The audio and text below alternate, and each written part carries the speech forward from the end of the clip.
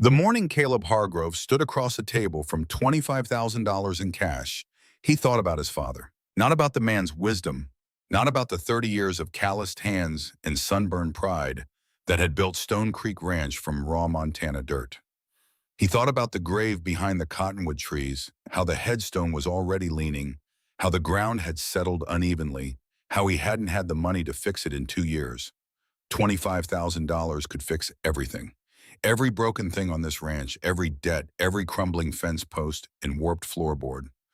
All Caleb had to do was hand over a woman he'd known for exactly 6 weeks. He didn't move. "You're a practical man, Hargrove," Marcus Vane said. He hadn't touched the money. He never touched money directly. That was the kind of man he was.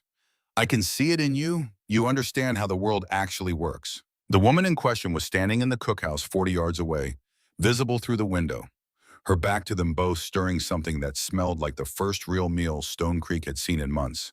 She wasn't hiding. She didn't know yet how close the edge was. $25,000, one woman. The choice that would define everything. Caleb looked at the money, looked at the window, looked at his own hands. "Get off my land," he said. If you're watching this story and feeling something, subscribe to our channel and stay with us until the very end. Drop a comment below with the city you're watching from. I want to see how far this story has traveled. And now let's go back to the beginning, to the morning. A woman with one leather suitcase and a secret that could get her killed walked onto a dying ranch and changed everything. The supply wagon from Millhaven arrived on a Tuesday in early March, carrying flour salt pork, a crate of dubious canned goods, and Iris Calloway. Caleb was mending a section of fence near the main gate, or rather he was standing near a section of fence he'd been meaning to mend for 3 weeks, staring at the gray Montana sky and calculating for perhaps the 100th time exactly how many more months he could keep the lights on. The math never improved. He ran through it again anyway because it was better than thinking about the fact that his last remaining hand, Walt Briggs, had looked at him over breakfast that morning with the kind of careful, sorry expression that meant a man was working up to quitting. He didn't look up when the wagon stopped. "Mr. Hargrove." The voice stopped him before he could form a dismissal. It wasn't what he'd expected. He'd expected something tentative, apologetic. A voice shaped by the same desperation that made women answer advertisements for cook positions on failing ranches in the middle of winter. This voice was level, unhurried. It had the quality of someone who had learned through some specific and probably painful experience not to waste breath on uncertainty. He turned. She stood at the edge of the wagon, one hand resting on the sideboards, the other holding a single leather suitcase that had been repaired at the clasp with a piece of copper wire. She wore a dark traveling dress, practical and unadorned, and a wool coat that had probably been fine once. She was looking at him with gray eyes that had the peculiar quality of seeming to take in more than they gave back, the eyes of someone who had learned to observe carefully and volunteer nothing. "That's me," Caleb said. "Iris Calloway. You hired me." "I remember." He hadn't expected her to look like this. He wasn't sure what he'd expected. He'd placed the advertisement in 3 papers and interviewed exactly no one because the only response that included an actual list of qualifications, hotel kitchen experience, supply management, volume cooking, had come from a woman who included no other information about herself and had named her price precisely without negotiation. He'd hired her because the alternative was watching Walt Briggs eat his own boot leather through another Montana winter. "Cookhouse is the log building with the stone chimney," Caleb said.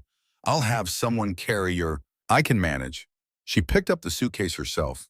"Is there anything I should know before I go in?" He considered the question honestly. "It needs work." "How much work?" "More than I'd like to admit." She regarded him for a moment with those gray eyes. "I've seen kitchens that needed work before." "Not like this." She almost smiled. It was barely a thing, a slight shift in the corner of her mouth, there and gone. "Is that a warning or an apology?" "Neither," Caleb said. "Just the truth." "Good," Iris Calloway said, and picked up her suitcase and walked toward the cookhouse without looking back. He watched her go with the uncomfortable feeling that something had just changed, though he couldn't have said exactly what. The cookhouse was a disaster. Caleb knew it was a disaster. He'd been the one watching it become a disaster incrementally over the 18 months since his father had died and the slow unraveling of Stone Creek Ranch had begun. What had once been a proper operation, 8 to 12 men, a full crew, hot food 3 times a day, had shrunk to Walt Briggs and a 17-year-old stable boy named Finn, who ate whatever Caleb managed to scrape together and never complained about it, which was either a mark of good character or evidence that Finn had simply lost the capacity for hope somewhere around December. The last cook had lasted 11 days, the one before her a week.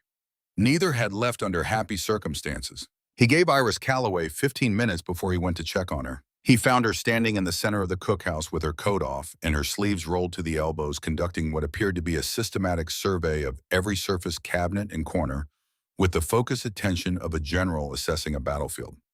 She'd found the cleaning supplies, or what remained of them, and set them in a line on the table with the methodical precision of someone who intended to actually use them.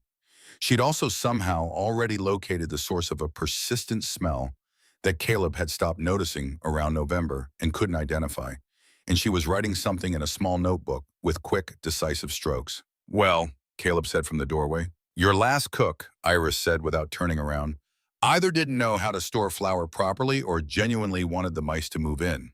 Possibly both." She made another note. "The stove needs a deep cleaning before it's used again, or you'll be breathing ash every time you eat. The meat larder has water damage at the north corner that needs to be addressed before anything you store there is safe. And someone has been mixing the salt and the baking soda, which explains why everything probably tasted wrong for the last several months." Caleb stared at her. "I'll need supplies," she continued. "I'll make a list tonight.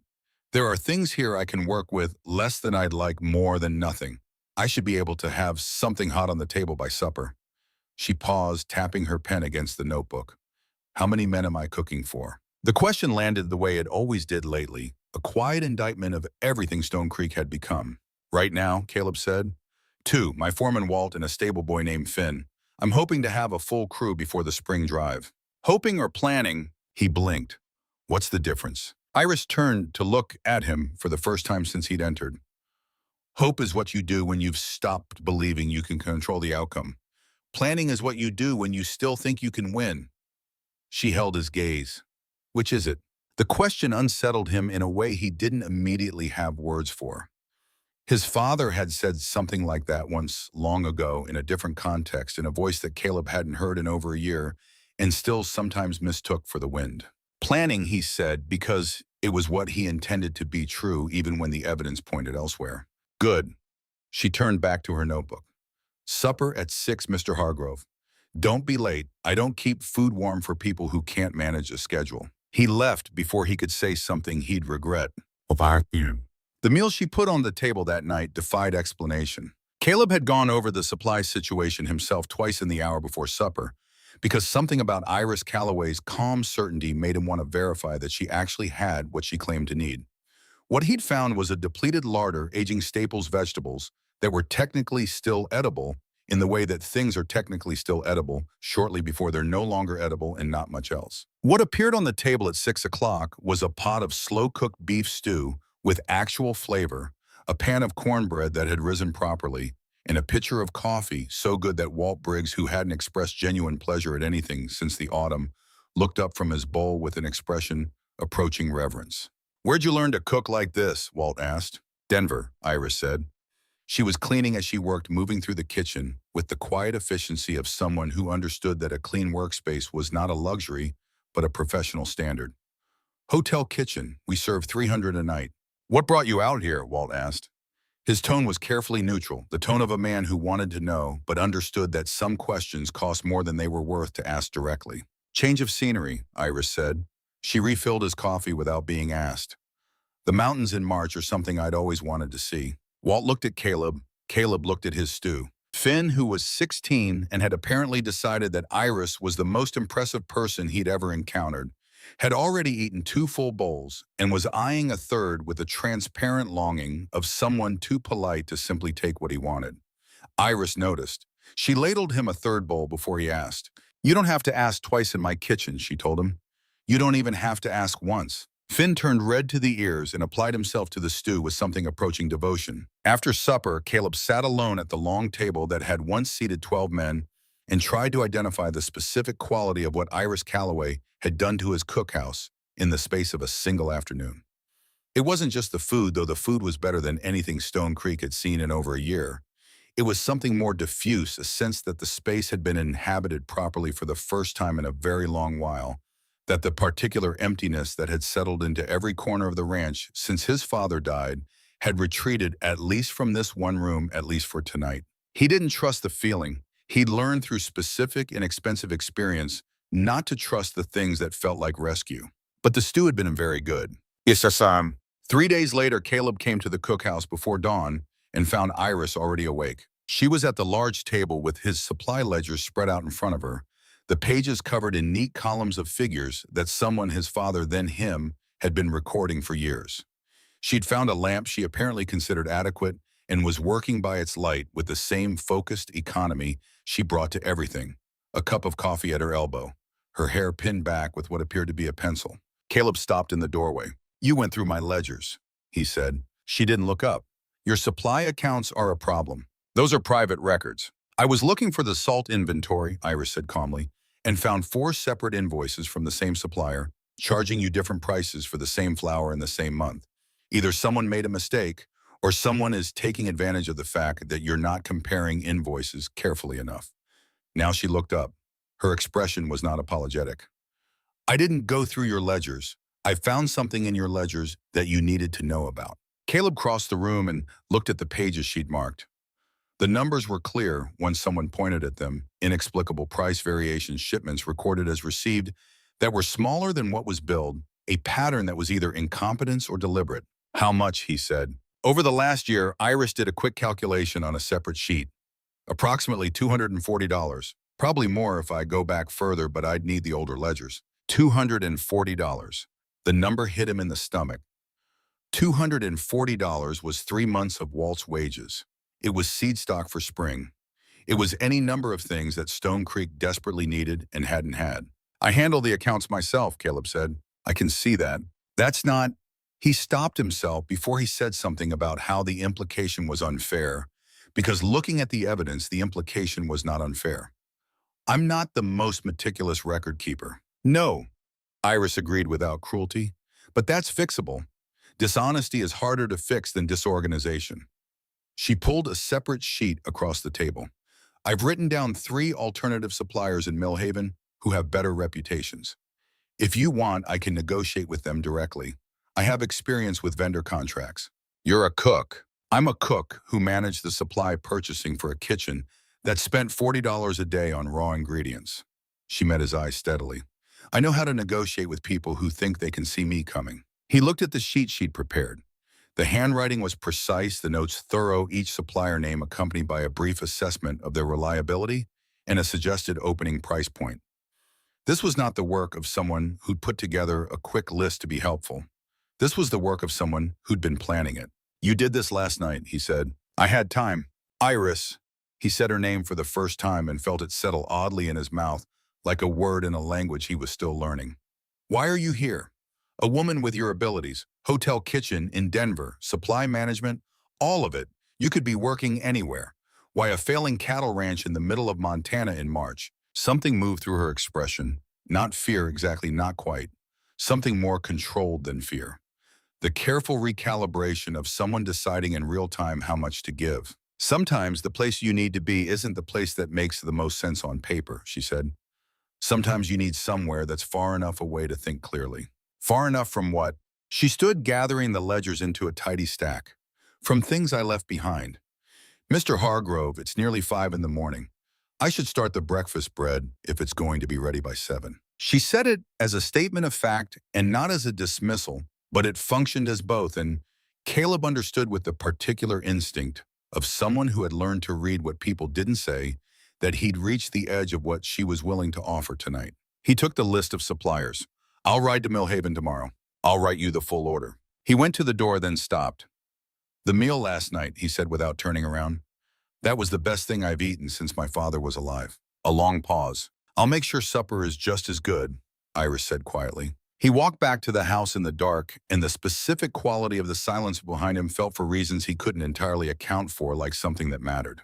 Pitom. The following week, Caleb rode to Millhaven with Iris's list and Iris's notes and conducted negotiations that went with remarkable smoothness, almost exactly as she had predicted they would. The supplier at Garfield's General, a man named Horace, who had been overcharging Stone Creek for at least 2 years, with complete impunity, turned red and then white, and then offered a correction to his invoicing practices so swiftly that Caleb understood he'd had this conversation coming for a long time and was mostly relieved it hadn't been worse. The alternative suppliers Iris had identified offered prices that were without exception better than what Stone Creek had been paying. He rode back to the ranch with a solid week's worth of proper supplies and the uncomfortable feeling that a woman he'd hired to cook had just quietly saved him several $100s without making him feel stupid about having needed the help. When he got back, he found something else had changed. There were 2 horses in the corral that hadn't been there that morning. Unfamiliar animals well kept with out-of-county brands. In the barn, he found their owners a pair of cowboys named Hatch and Morales, who had apparently arrived looking for work and had been given coffee and a 2-hour conversation with Walt Briggs, who was already showing signs of becoming unilaterally certain that Iris Calloway was the best thing that had happened to Stone Creek in recent memory. "Word's getting around," Walt said when Caleb found him. "Pete Jensen from the Harlan Spread stopped by 3 days ago, told me the feed had been good. The coffee was hot all night. Place felt like somewhere a man might actually want to work." He shrugged with the deliberate nonchalance of a man who had opinions he was being careful not to state directly. These 2 heard the same thing, seemed like good men. Caleb looked toward the cookhouse where he could see lamplight through the window and the shape of Iris moving purposefully behind the glass. He thought about the list of suppliers, about the ledger she'd found by accident and corrected without being asked, about the coffee that was always ready and the meals that tasted like somewhere real. "Hire them," Caleb said. By the end of the following week, he had a crew of 6. He started noticing things. He'd always thought of himself as an observant man, careful and accurate, someone who didn't miss what was in front of him. Having Iris Calloway at Stone Creek for 2 weeks recalibrated his sense of what careful observation actually looked like. She knew every man's name within 12 hours of his arrival.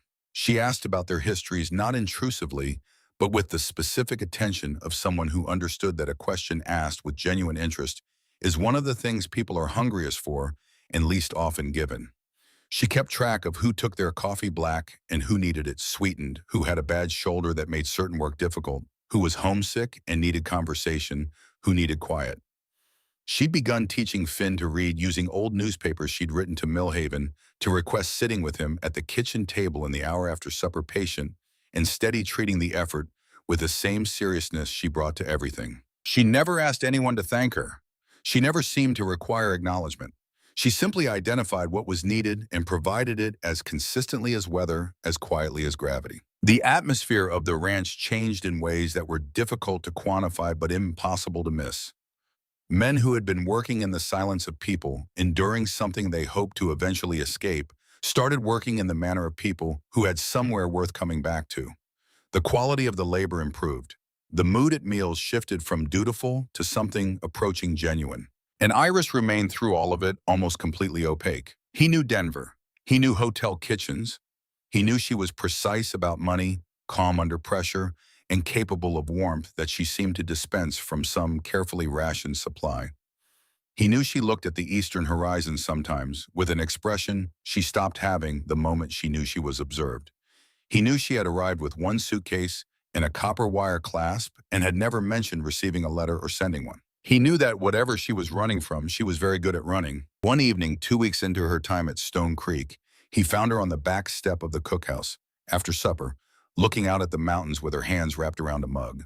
She'd earned a moment's quiet. She'd fed 8 men that day and reorganized the supply storage and helped Finn correct a reading exercise that had taken most of the afternoon, but something in the quality of her stillness made him think she wasn't simply resting. He sat on the step beside her, not too close, just present.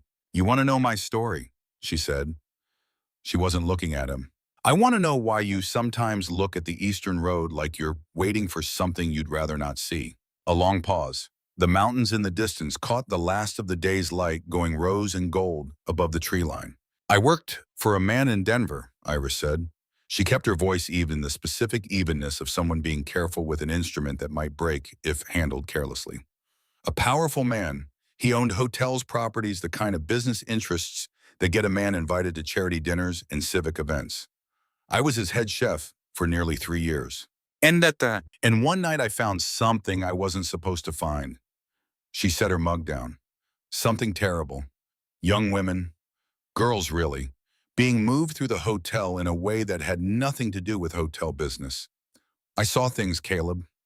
She said his name for the first time and he noted it without remarking on it. Things that couldn't be explained away or misunderstood, so I went to the police. 2. What happened? They listened very carefully. They took detailed notes. And 2 days later, one of the man's associates came to my room and told me I had 48 hours to be somewhere else. She picked up the mug again.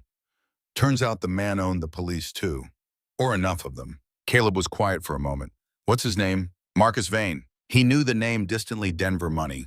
The kind of name that appeared in newspaper columns about philanthropic donations and civic improvements. The kind of name that carried institutional protection around it like a second skin. You have a lawyer, he asked. A good one. One of the few men in Denver who couldn't be bought by Vane money. He helped me get out of the city, arrange funds for a few months, told me to put distance between myself and Denver. She paused. He told me Vane had people looking. How long have you been moving? Almost 2 years. Something shifted in her profile, not quite resignation, something more active than that. Stone Creek is the longest I've stayed anywhere. He thought about this. Why here? Because you were desperate enough to hire someone sight unseen, she said with a trace of the dry precision he'd been coming to recognize as the outer edge of her humor. And because when I rode up and saw this place, the mountains, the scale of it, it looked like somewhere that Vane wouldn't think to look. She glanced at him for the first time. I should have kept moving. I know that. I've been telling myself to keep moving every week for 6 weeks. Why haven't you? She looked back at the mountains for a long moment. Because I stopped wanting to, she said quietly. And that's probably the most dangerous thing I could have done. Caleb sat with that for a while. The mountains went from rose to gray to the deep uniform darkness of a Montana night. The cookhouse lamp burned behind them, warm and steady. My father had a saying, Caleb said finally, trust the land, never trust people. He meant it as wisdom. Was he right? He died alone. He'd pushed everyone away one by one because trusting someone always seemed like it cost more than it gained. He was quiet for a moment. I've been running the ranch the same way for the last year and a half, watching it fail the same way. He looked at her. You're the first person in a long time who's made me think there was a different way to run things. Iris was quiet for a moment. Caleb, you should be careful about what you think I am. What do you mean? I mean that people who are running don't get to make promises, not real ones. I like it here. I like this ranch and these men and... She stopped herself, started again. I don't want to give you something and then have to take it away. Then don't leave, he said. Simple as that. She shook her head, almost smiling. You make it sound like it's my choice. Isn't it? She looked at him then, and there was something in her expression that he didn't have a word for yet, but thought he might eventually learn. Good night, Mr. Hargrove, she said and went inside. He sat on the step for a while longer, listening to the sounds of Stone Creek settling into its nighttime quiet, and thought about his father's grave with the leaning headstone, and thought about the specific loneliness of a man who had decided at some point that being alone was safer than being hurt. He thought his father had been wrong. He was becoming increasingly sure. The rider appeared at the gate on a Tuesday evening in late March. Caleb was in the barn with Walt going over the cattle inventory for the spring drive when Finn appeared in the doorway with a look on his face that Caleb had learned to read as trouble. Man at the gate, boss. Says he's a messenger. He's got a package, says it's for Miss Calloway. Caleb looked at Walt. Walt looked at him. Did he give a name? No, but boss, Finn hesitated. He's got a Vane and Associates stamp on the saddlebag. I've seen that mark before. My uncle used to work in Denver. The words landed like cold water. Caleb walked to the gate with deliberate calm. The messenger was a hired courier, nothing threatening in his manner, but the package he carried was the kind that had been handled carefully wrapped in oilskin, sealed with dark wax, no return address. The Vane and Associates stamp was on the courier's papers, not visible on the package itself, but Finn had sharp eyes and a good memory. Caleb took the package. He found Iris in the kitchen, finishing the supper bread. She turned when he came in, saw his face and went still. What is it? He set the package on the table between them. She looked at it for a long moment without touching it. Then she picked it up, broke the seal, and opened it. Inside was a single folded card, expensive paper, the kind of stationery that communicated money as a first language. He watched her read it, watched the color leave her face in the particular way that happens when fear is not a new feeling, but a returning one, familiar and hated.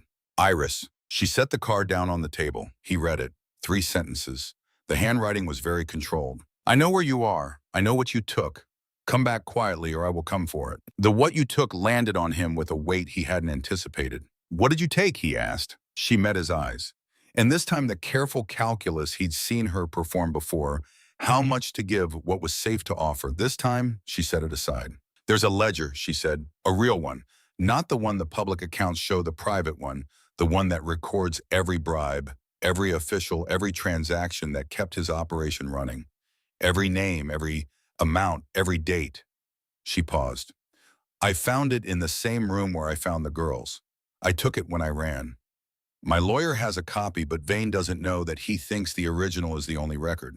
Where is it now? Iris moved to the row of canisters along the back shelf, flour, sugar, salt, the equipment of a working kitchen, and pulled one out from the far end. Inside, nested in a folded piece of oilcloth, was a small book. The leather was hand-stitched dark brown, worn at the corners from handling. She set it on the table beside the card. Caleb looked at it for a long time. He's not coming for you, he said slowly. He's coming for the ledger. Yes. She pressed her lips together. Which means he won't stop. Not for money, not for any amount of damage or complication. That ledger is the difference between Marcus Vane going to prison and Marcus Vane dying in his sleep as a respected citizen. He'll do anything to get it back. When does the message say he's coming? It doesn't. But if he's sending messages, he's already, she stopped, made herself breathe. He's already decided. He's not warning me, he's telling me, giving me the chance to come back on my own before he makes it worse. Caleb stood up. Walt, he called toward the door. Walt appeared within seconds. He'd been close. He'd known something was happening. Get the crew together, Caleb said. All of them? Barn, now. Walt looked at Iris, looked at the card on the table, looked at Caleb with the expression of a man who had been waiting for something to become clear. Yes, boss, he said. Iris grabbed Caleb's arm as he moved toward the door. Caleb, you can't. I can, he said, and I'm going to. Whatever comes next, Iris, you don't face it alone. He looked at her steadily. That's not a promise I'm making because it's convenient. It's a promise I'm making because it's right. He covered her hand briefly with his. Now come with me. She looked at him for a moment with something in her face that he thought might have been the first completely unguarded expression he'd ever seen from her. Then she picked up the ledger, put it back in the canister, and followed him out into the Montana night. The crew was waiting. 8 men stood in the barn under the lantern light, their faces arranged in the particular attentiveness of people who understand they are about to be told something that will require a decision. Caleb stood at the front. Iris stood beside him, not behind him, not to the side, in the manner of someone presenting their situation for others to assess, but shoulder to shoulder the way a person stands when they have decided to stop presenting a case and start occupying space. He told them everything. He didn't shape it, didn't soften the parts that were frightening or complicate the parts that were straightforward. Marcus Vane Denver, the trafficking operation, the ledger, the 2 years of running, and now this, a message that meant time had run out. He told them he understood if they wanted to leave, that none of this was what they'd agreed to when they'd taken the work. That Stone Creek was his problem and Iris's problem, and whatever came through that gate in the days ahead was not something any of them were obligated to face. He'd barely finished the sentence when Walt Briggs, who had been standing with his arms folded and his jaw set in the particular way that meant he'd already made up his mind, spoke up. Boss, Walt said, I've been working ranches since I was 17 years old. Worked some bad ones and some good ones. And I'll tell you something plain, in 40-odd years, and I have never once eaten breakfast and known for certain it would be hot.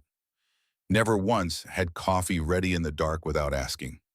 Never once had someone noticed my shoulder was bothering me and quietly moved the heavier crates without making a thing of it. He looked at Iris directly. Miss Calloway, you've done more for this crew in 6 weeks than most outfits do in a year. As far as I'm concerned, that makes whatever's coming our concern too. A beat of silence. Then Hatch, who'd been at Stone Creek for barely 2 weeks, who owed Iris Calloway nothing in the conventional accounting of it, said, same for me. Morales nodded. Gideon, who complained about everything with cheerful consistency and whose objections were therefore generally reliable as a barometer, crossed his arms and said, nobody tells me what I can and can't do on this ranch except the man who owns it, and far as I can see, he wants us to stay. Finn, who was 16 and who Iris had spent patient hours teaching to parse sentences from old newspaper columns, said nothing for a moment. Then he stood up straighter, squared his shoulders in the way of someone who has decided to be the person they intend to eventually become, and said, "I'm staying, don't even need to think about it." Caleb looked at his crew.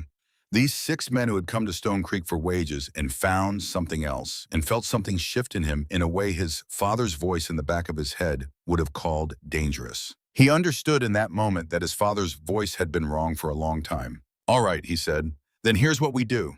They spent the next 2 days preparing the ranch with a pragmatic care that Caleb recognized belatedly as the practical expression of something that might in a different context have been called love for a place. Fences were reinforced. Watch rotations established. Caleb sent Finn to Millhaven with a letter addressed to the Territorial Marshal's office in Helena, outlining the situation in Vane's name because whatever happened, he wanted it on record. He sent a second letter at Iris's insistence to her lawyer in Denver, confirming her location in the presence of the original ledger. Iris worked through both nights calm and systematic, preparing the ranch for a siege that might not come as a fight and might not come as anything overt at all. She reviewed the supply situation, the defensive positions, the access points. She moved the ledger from the kitchen canister to a new location she told only Caleb about, not because she didn't trust the crew, but because she'd learned over 2 years of running that the fewer people who held a secret, the harder it was to take. On the third morning after the letter arrived, Marcus Vane rode through the gate. He came with 6 men. He came in a tailored coat that had cost more than a month of Stone Creek's expenses. He came with the composed expression of a man who had conducted this kind of negotiation many times before and had never lost. He dismounted in the yard and looked at Caleb with the careful respect of someone acknowledging an obstacle. "Mr. Hargrove," he said, "I appreciate you receiving me." "I didn't have much choice," Caleb said. "You came whether or not I received you." A brief, thin smile. "I heard you run a practical operation here. I appreciate practicality. I'm a practical man myself." He reached into his coat and removed a folded document. He set it on the top of the fence post between them. Didn't extend it, didn't offer it directly. Left it there like something being placed on a table at a negotiation. $25,000, payable immediately in cash from those saddlebags. He gestured to the nearest rider. Enough to rebuild this ranch, pay every debt, and run a proper operation for the next 5 years. Caleb looked at the document. Didn't touch it. "In exchange for what?" he said. "In exchange for the woman currently standing in your cookhouse." Vane's voice remained smooth, reasonable. The voice of a man who had learned that the performance of reasonableness was its own kind of power. "And for what she's carrying, both return to Denver with me peacefully, and you'll never hear my name again." "And what happens to her in Denver?" Vane's expression shifted infinitesimally. "That's a matter between Miss Calloway and me. I'm making it a matter between you and me." A pause. The 6 riders sat their horses in the characteristic stillness of men paid to be waiting for a signal. Caleb was aware without looking of Walt positioned near the barn door of Hatch and Morales, at the corral fence of the crew arranged with casual deliberateness at points around the yard. He was aware of Iris in the cookhouse window watching, waiting. $25,000. He thought about his father's grave with the leaning headstone, thought about the debts, thought about the spring drive that was still 6 weeks out and the banknote that was coming due before then.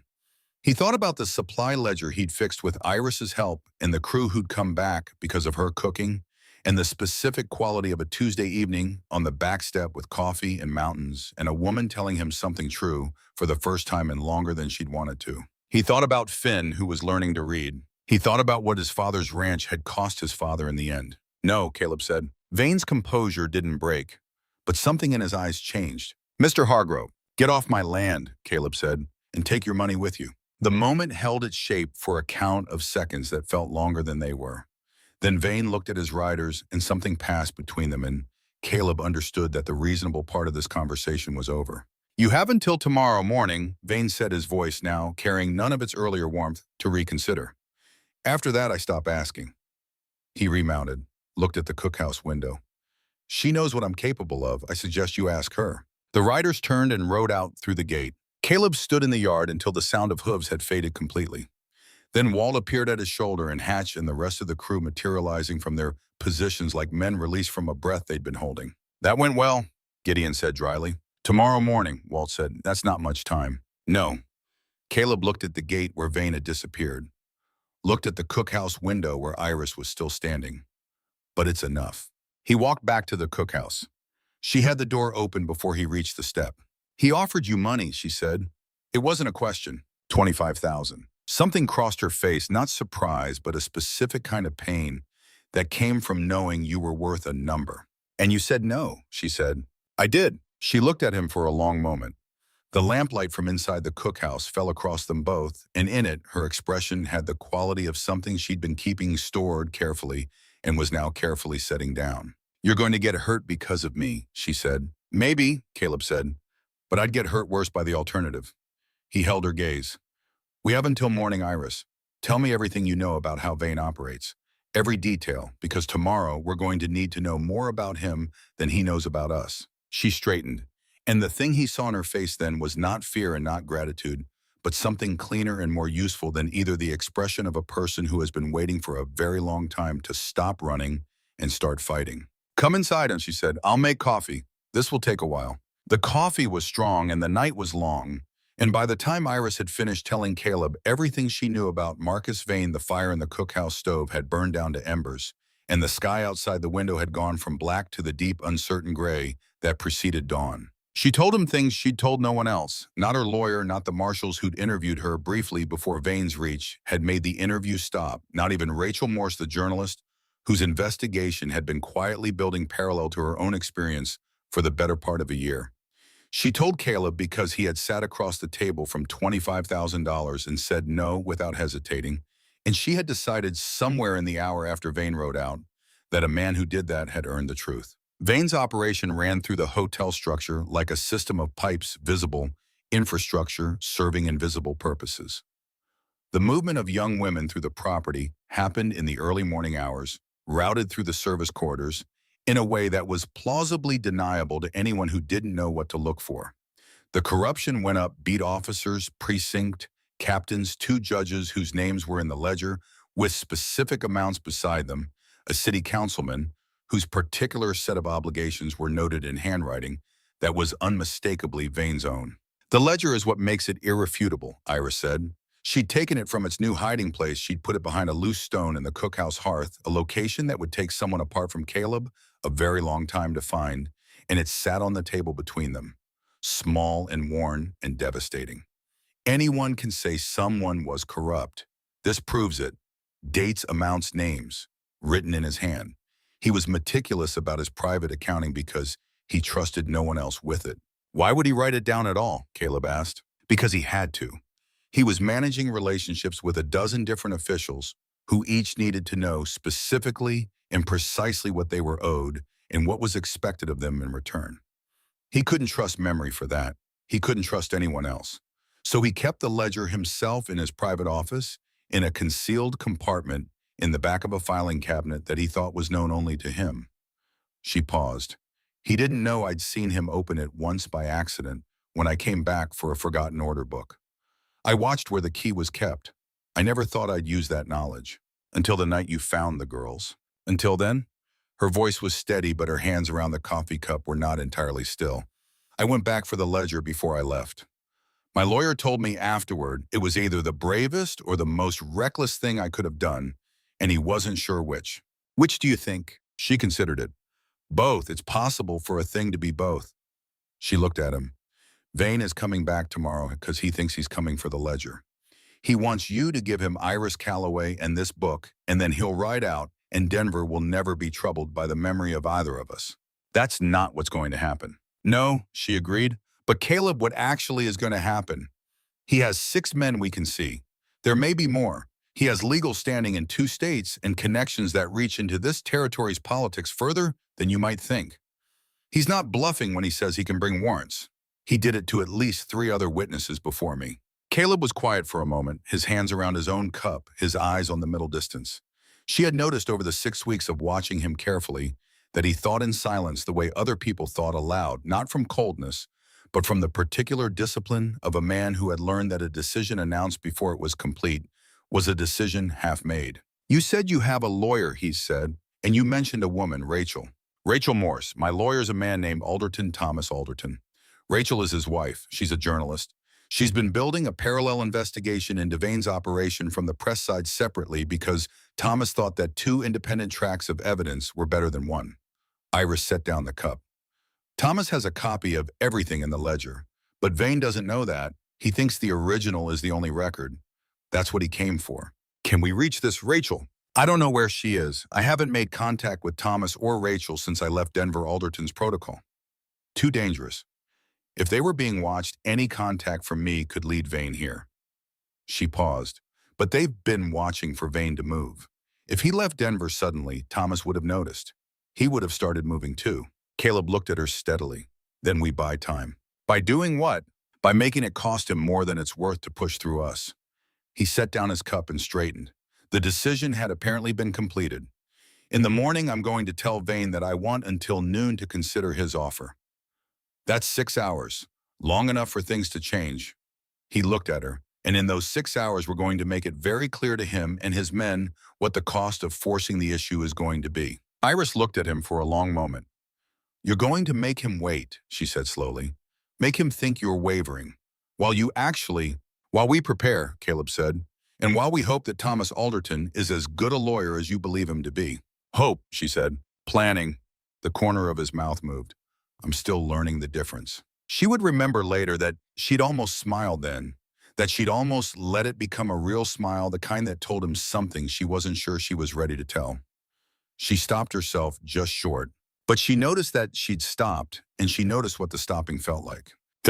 Morning came the way mornings come when something is about to happen too quickly, with the quality of finality that makes ordinary things briefly strange. Iris made breakfast before dawn. She did it because feeding people was the work she knew, and because the work of her hands when her mind was moving fast was the thing that kept her from becoming someone she didn't want to be, someone paralyzed. She made biscuits. She made them well the way she made everything, with the attention that had always been her particular form of respect for the people she was feeding. She made a pan of scrambled eggs with dried herbs from the small supply she'd assembled over 6 weeks. She made coffee that was strong enough to be useful. The crew ate without speaking much, but they ate everything. Finn was the last one up. He came into the cookhouse still pulling on his jacket, his hair disordered, and stopped when he saw Iris at the stove. You okay? He asked. He was 16 and trying very hard to be the kind of person who could ask that question without it sounding childish, and he was almost succeeding. I'm fine, she said. Sit down, eat. He sat, he ate, and then he looked at her with the directness of someone who had not yet learned to wrap difficult things in social packaging. Miss Iris, he said, is someone going to try to take you? She set down her serving spoon and looked at him. She thought about lying, about reassurance, about the various gentle untruths adults deployed to protect young people from the weight of real situations. She thought about the hours she'd spent at this table with him, teaching him that words meant exactly what they said, and that the effort of understanding them precisely was always worth it. Someone's going to try, she said, and the people on this ranch are going to make sure they don't succeed. Finn nodded with the deliberateness of someone filing this away. I can ride, he said, and I'm a fair shot for my age. Walt says I'm better than fair. Walt's right, Iris said, and you're staying inside during the hard part of today, Finn. That's not negotiable. His jaw set. I want to help. You can help by staying safe, because if something happens to you because of me, I won't be able to live with it. She held his eyes. Do you understand? That's not me being cautious. That's me telling you that you matter too much for me to let you stand in the way of someone who doesn't care. Finn was quiet for a moment. Then he nodded once and ate the rest of his breakfast in silence. He was, she thought, going to be a good man. Marcus Vane arrived at the gate at 9 in the morning, which was 3 hours earlier than Caleb had suggested, and which told Caleb something useful about how patient Vane actually was beneath the tailored performance of it. Caleb met him at the gate alone. This was deliberate. The crew were present at positions around the yard, armed visible enough to be communicating a point without brandishing it, but Caleb met Vane himself because the conversation to come needed to be one man talking to another, and anything that looked like a committee would give Vane something to dismiss. I said noon, Caleb said. You said you'd think about it until noon. Thinking's done. Vane surveyed the yard with the careful, practiced eye of someone assessing tactical situations as a matter of professional habit. He counted the men. His expression remained neutral. I see you've made some preparations. My ranch, Caleb said, my prerogative. Indeed. Vane dismounted. He handed his reins to the nearest rider without looking at the man. Mr. Hargrove, I want to explain something to you because I think perhaps you've formed an impression of the situation that isn't accurate. He pulled out a cigar, unhurried, deliberate, a performance of ease. Miss Calloway has told you a story. She's a compelling woman, intelligent, capable, and she's had 2 years to refine her narrative. I understand why you believe her. She showed me the ledger, Caleb said. A beat, the first real pause in Vane's composure. Then you know something you weren't meant to know, Vane said. His voice had shifted fractionally, not quite the smooth civic donor of charity galas, something with more edge beneath it, which puts you in a complicated position. The position seems straightforward to me. No, Vane stepped closer. It seems straightforward because you're looking at it from the inside, from the outside, from a legal perspective, from the perspective of people who have authority in this territory. It looks very different. Miss Calloway is a wanted woman. Mr. Hargrove, wanted in Colorado on charges of theft and destruction of private property. I have warrants signed, dated legal instruments that I can produce right now. He reached into his jacket. Harboring a fugitive is not a simple thing. Neither is human trafficking. The words landed and sat in the air between them. Vane's eyes went very still. That's a serious accusation. The ledger documents it in detail, in your handwriting. Whatever that woman has shown you, I read it myself, Caleb said. Every page, every name, every amount. I can describe specific entries to you if it would help clarify what we're discussing. He held Vane's gaze. The question of whether your warrants are real or manufactured is a matter for courts to decide. The question of whether your ledger is real is a matter I've already decided. Vane's composure reassembled itself, but the reassembly was visible in a way it hadn't been before. The philanthropist was still there, but something underneath it was showing through, not anger exactly, but the particular cold focus of a man who has concluded that a situation has moved past the stage where it could be managed by charm. You're making a very serious mistake, Vane said. Probably not my last one, Caleb said. Give me until noon. Come back then. We'll have an answer for you. A long, cold pause. Noon, Vane said. After that, I stopped being a reasonable man. He remounted with the practiced ease of someone who had ridden since childhood and who wanted you to notice it. And you won't enjoy the version of me that isn't. He rode back down the track toward the outer fence where his 6 men had stayed. Caleb watched him go, feeling the particular calm of a man who has just spoken to something dangerous and is still standing. Walt appeared at his shoulder. He's going to come back with more men. I know. What are we actually waiting for until noon? Caleb looked at the eastern road, at the distant point where it crested the hill, and disappeared toward the direction of Millhaven, and beyond it the stage road that connected to everything else Montana had to offer. A miracle, he said, or a journalist. The miracle arrived at 11:47 in the morning, in the form of 3 wagons moving fast up the track from the east, trailing a plume of dust that was visible for 10 minutes before the wagons themselves were. Vane's men positioned at the far perimeter moved to intercept them. What happened next was audible from the ranch yard. Before it was visible, raised voices, the sound of something a barrel. It turned out full of kerosene rolled from the back of the lead wagon being used as a distraction, and then the 3 wagons moving again faster, driving past Vane's outriders by the simple expedient of not stopping. The lead wagon drew up in the yard with a clatter that sent Finn, who'd been watching from the cookhouse window, despite being told firmly not to sprinting outside to see better. The woman who climbed down from the driver's bench was perhaps 40, with the particular physical economy of someone who had spent significant time in places that required efficient movement, and she was carrying a leather satchel the size of a small suitcase with the protective grip of a person transporting something irreplaceable. She looked at Iris, who had come out of the cookhouse at the sound of the wagons, and something in her expression went from tight and purposeful to something else entirely. Rachel, Iris said, it took you long enough to stay in one place, Rachel Morse said, and crossed the yard and took Iris's hands in both of hers. Your letter reached Thomas 2 months ago. We've been moving since then. Federal marshals from Helena, they're 2 hours behind us, maybe less. Thomas filed the complaint against Vane with the territorial court 3 weeks ago, and the federal prosecutor picked it up. She held up the satchel. Every document, every corroborating witness, every financial record we've assembled in 14 months of investigation. And when we combine it with what you took from that office, the ledger, Iris said. The ledger, Rachel nodded. Iris, he's finished. It's over. We just have to hold the line for 2 more hours. Iris looked at Caleb. Caleb looked at the satchel, at the eastern road, at the clock in his head that said Vane was coming back at noon, and it was currently 11:52. "Walt," he said calmly, "let's review the defensive positions." And Marcus Vane returned at noon exactly. He came with 11 men this time. Whatever had been parked beyond the outer fence, whatever reserve he'd been holding in calculation against exactly this kind of refusal, he deployed it. 11 riders, several with the look of people who were paid specifically for their competence in situations like this one.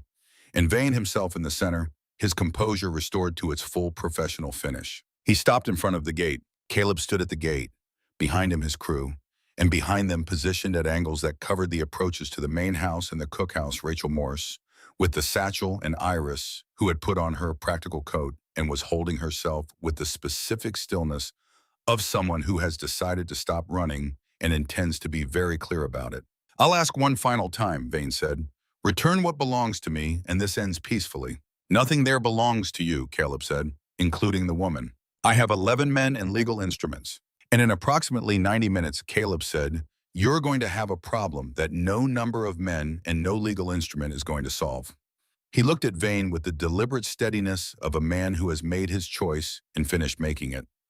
"The Federal Marshal's Office in Helena is aware of your name, your warrants, your operation, and your current location on this ranch. They have been aware since this morning. They are currently approximately 90 minutes from this gate." Silence. The kind of silence that has weight. "You're bluffing," Vane said. "Ask your men to check the eastern road," Caleb said. "The dust is visible from a good vantage. It was visible from mine 20 minutes ago." One of Vane's riders drifted toward the eastern rise. He looked. He came back, and whatever he said to the man nearest him was enough for that man to shift almost imperceptibly in his saddle, the shift of someone who has just recalculated. Vane looked at Rachel Morse, at the satchel. Something crossed his face that Caleb recognized because he'd felt its equivalent on the day he'd finally understood how far Stone Creek had fallen, the moment when the story you've been telling yourself of about a situation stops being sustainable. "You think a journalist's notes and some stolen documents are going to hold up against my legal team?" Vane said. His voice was still even, but the evenness now had the quality of something held together by effort rather than ease. "I think the federal prosecutor in Helena thinks they will," Rachel said from behind Caleb. Her voice carried without being raised. "And I think the 3 U.S. Marshals who are currently riding in this direction have the authority to make that determination in real time." She tilted the satchel slightly. 14 months of investigation, Mr. Vane.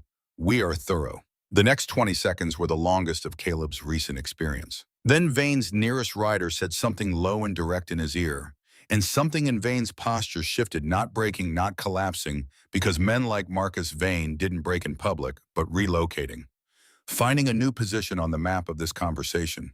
"This isn't over," Vane said. "I think it is," Caleb said. And the sound they heard, then the sound of horses on the eastern road growing steadily louder, with a quality of numbers and authority that carried even before the riders themselves were visible, was the sound of Caleb being right. Vane wheeled his horse.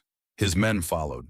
They rode west fast, and whatever decision Vane made in the next hour about whether to run or try to manage the situation legally was a decision that was going to be made in front of federal marshals who already had his name on their paperwork. The marshals, 3 of them, hard-faced men in the durable clothing of people who covered serious distances in serious weather, arrived at the gate of Stone Creek Ranch 7 minutes later. The lead marshal looked at the dust of Vane's retreat on the western track, looked at the assembled tableau of Caleb and his crew, and Rachel Morse and Iris Calloway, standing in the yard of a Montana cattle ranch with an expression that covered everything that had just happened. "We're looking for a Marcus Vane," he said. "He just rode west," Caleb said. "About 8 minutes ago, 11 riders, hard to miss." The marshal looked at him. "You'd be Hargrove." "I would. We got your letter." He glanced at Iris. "And you'd be the witness." Iris stepped forward. "Iris Calloway, I have the original ledger." She held it out, this small, worn, hand-stitched book that had cost her 2 years of her life and had been sitting behind a stone in a cookhouse hearth for the last 3 days. "And everything in it is true. I'll testify to every word." The marshal took the ledger with the careful hands of someone receiving a document they understand is important. He looked at it briefly, looked at Rachel's satchel. "We're going to need statements," he said, "from everyone." He looked at the crew, Walton, Hatch, and Morales, and Gideon, all of them standing in the posture of people who hadn't slept properly in 3 days and were prepared to do whatever was required anyway. "They'll need some time," Caleb said. They haven't eaten since early morning. The marshal almost smiled. We can wait for a meal. Caleb looked at Iris. Iris looked back at him, and what passed across her face in that moment was something she wouldn't have let herself show 2 hours ago or yesterday or any of the previous 6 weeks.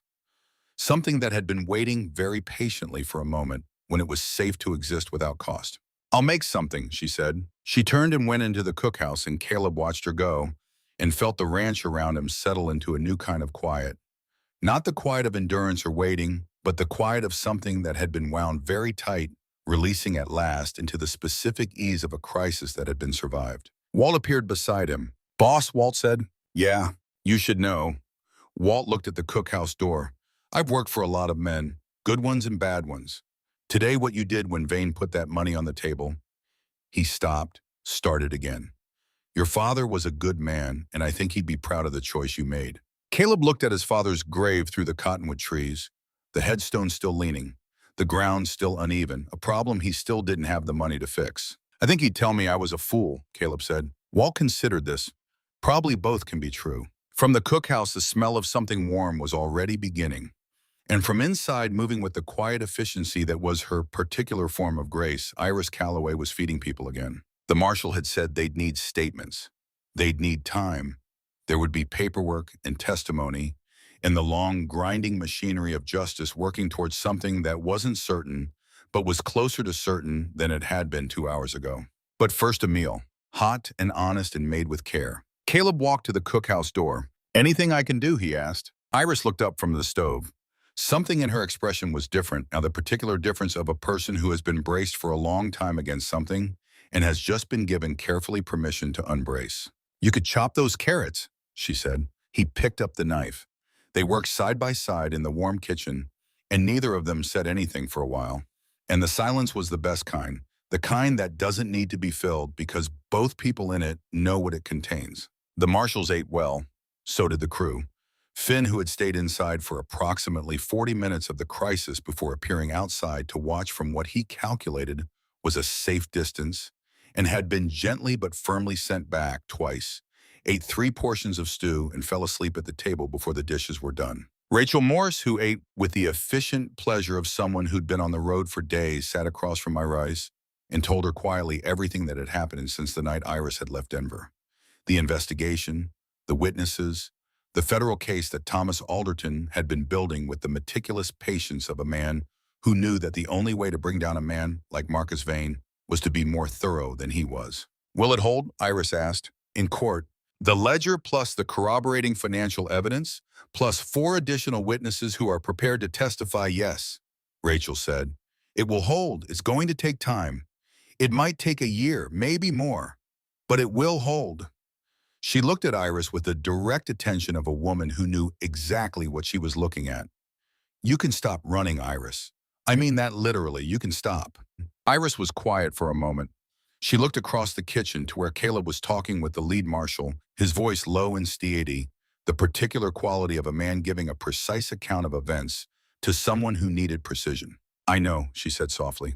Do you? Rachel's voice was gentle but not soft. Because there's a difference between knowing something and believing it. Iris thought about this. She thought about a cookhouse in early March, filthy and broken, and the decision she'd made to roll up her sleeves and fix it. About a man on the fence line who hadn't looked up right away.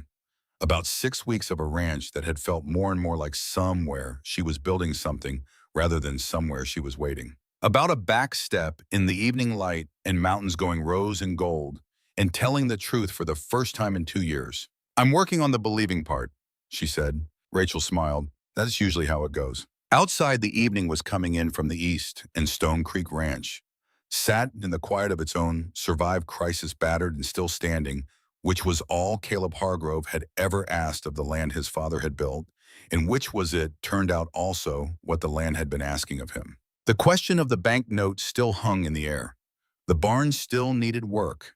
The spring drive was still 6 weeks out, and the crew was exhausted, and Vane was still at large somewhere in the Western Territory. But the ledger was in federal hands. The investigation was moving. And in the Stone Creek cookhouse, a meal had been made and shared, and everyone who'd sat at the table had eaten well. That was Caleb thought enough to build on. There, the federal marshals stayed through the night. Not entirely by choice, the lead marshal, a man named Garrett, who had the bone-deep patience of someone who had spent 20 years in the service of a justice system that moved at its own pace regardless of urgency, explained that protocol required them to secure the witness and the evidence in the same location until formal custody arrangements could be confirmed with the Helena office, which meant Stone Creek Ranch was for the foreseeable next several days something between a safe house and a federal facility. Caleb found this arrangement inconvenient, moderately reassuring, and in the particular way of things that turned out to serve multiple purposes at once surprisingly useful. Because Marshall Garrett, it turned out, knew people. "You mentioned a banknote," Garrett said to Caleb that evening. They were on the porch of the main house, both of them with coffee, the stars coming out over Montana in the unhurried way that made distances feel comprehensible. "Due in less than 30 days, Caleb said. $3,000. Blackmore at the Millhaven Bank has been looking for an excuse to call it in early. He'll try before the deadline if he hears there's been federal activity on the property." "What's your cattle situation?" "Spring drive is 6 weeks out. 180 head. If we get them to Great Falls, it more than covers the note." He looked at the stars. "If we get them there in 6 weeks. And you can't move the drive up. Not without losing livestock I can't afford to lose. Early spring drives across this territory are, it's manageable, but not by an exhausted crew running on the back of a 3-day siege." He paused. "The crew will do it if I ask. I won't ask unless I have to." Garrett was quiet for a moment. "There's a federal reward," he said, "for information leading to the arrest and conviction of Marcus Vane. It won't be paid until after conviction, but there's a preliminary authorization for witnesses who cooperate materially with the investigation." He looked at his coffee. "I can't promise an amount. I can make a request." "How much?" "No promises." "Garrett, enough to buy time," the marshal said. "If the bank note is the cliff, a preliminary reward buys you the ledge below it. It doesn't solve your problem, but it might give you room to solve it yourself." Caleb thought about this. "Make the request," he said. Garrett nodded. They sat in the quiet for a while longer, in the particular comfortable silence of two men who had found the outer edge of a difficult situation and were letting it rest before they had to engage with it again. From inside the cookhouse lamplight, the sound of Iris and Rachel talking in the low, unhurried tones of women who hadn't seen each other in a long time and had things to say that required the right kind of quiet. "She's remarkable," Garrett said with the neutrality of professional observation. "I know," Caleb said. "She risked everything to do the right thing. Most people don't." "Most people haven't met her," Caleb said, and meant it more broadly than he said it. Wow. The next morning brought news that no one had expected. Walt was at the eastern fence line when a rider came through from Millhaven. Not one of Vane's men, but a county sheriff's deputy named Pruitt, who had the look of someone who had ridden hard and was ambivalent about the reason. Marcus Vane, Pruitt said, was taken into federal custody at the Millhaven Stage Depot at 6 this morning. He was attempting to arrange transit to the railhead. 2 of his men were also detained. The others dispersed. Caleb received this in the yard, Iris beside him. The crew assembled at varying distances in the manner of people for whom news of this kind required witnesses. "He's actually in custody," Iris said. She said it the way someone says a thing they've been afraid to say, not because the words were difficult, but because the reality they pointed to was. "He's actually in custody," Pruitt confirmed.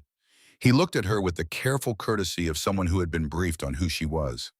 "The federal prosecutor is requesting your testimony in Helena within the month. Your lawyer, Alderton, has already filed the preliminary motions." He paused. "The false warrants Vane had issued against you have been suspended pending review. You're not a fugitive, Miss Calloway. At least not today, and likely not after next week." Iris said nothing for a moment. Then she said thank you.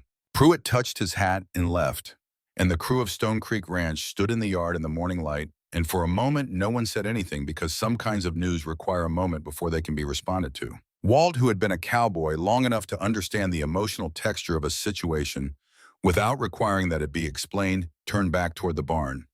"Cattle won't move themselves," he said. "We've got 6 weeks of work to do." One by one, the others followed his example, moving back to the operations of a ranch that had survived something and needed now to keep surviving in the more ordinary sense of the word. Caleb and Iris were left standing in the yard. She was looking at the eastern road. Not the way she'd looked at it before, not with the private vigilance of a woman watching for something she dreaded. The quality of her gaze was different, softer somehow. The look of someone beginning to understand that a direction they'd been afraid of has stopped being a threat. 2 years, she said. "Is it what you thought it would feel like?" he asked. "When it ended?" She thought about this honestly in the way she thought about everything. I thought I'd feel certain, like the ground had finally stopped moving. She shook her head slightly. It doesn't feel like that. What does it feel like? She looked at him, and the expression she turned on him was one that he'd never seen on her face before, not the careful assessment she'd arrived with. Not the focused economy of someone managing a complex situation, not even the moments of warmth she'd allowed herself around the crew. This was something underneath all of that, something quieter and more consequential. Like the first day of something, she said. Like I can't quite see yet what it's going to be. He looked back at her, and the morning light was on both of them, and the ranch was around them, battered but functional, the headstone still leaning, but the ground no longer feeling quite as unstable as it had a week ago. You could stay, he said. Not the way he'd said it the first time, cautiously a suggestion that could be retracted.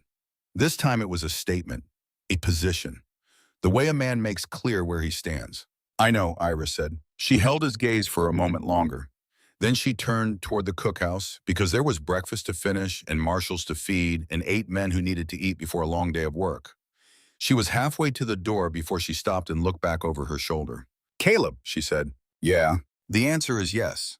She paused, making sure it was clear. To staying. The answer is yes. She went inside. He stood in the yard for a moment, feeling the specific quality of something very tight finally releasing. And then he walked toward the barn to help Walt with the cattle count because there was work to do and 6 weeks to do it in, and Stone Creek Ranch was not, after all, a place that let a man stand still for long. And in the cookhouse behind him, Iris Calloway was making breakfast. She was making it well. Bah.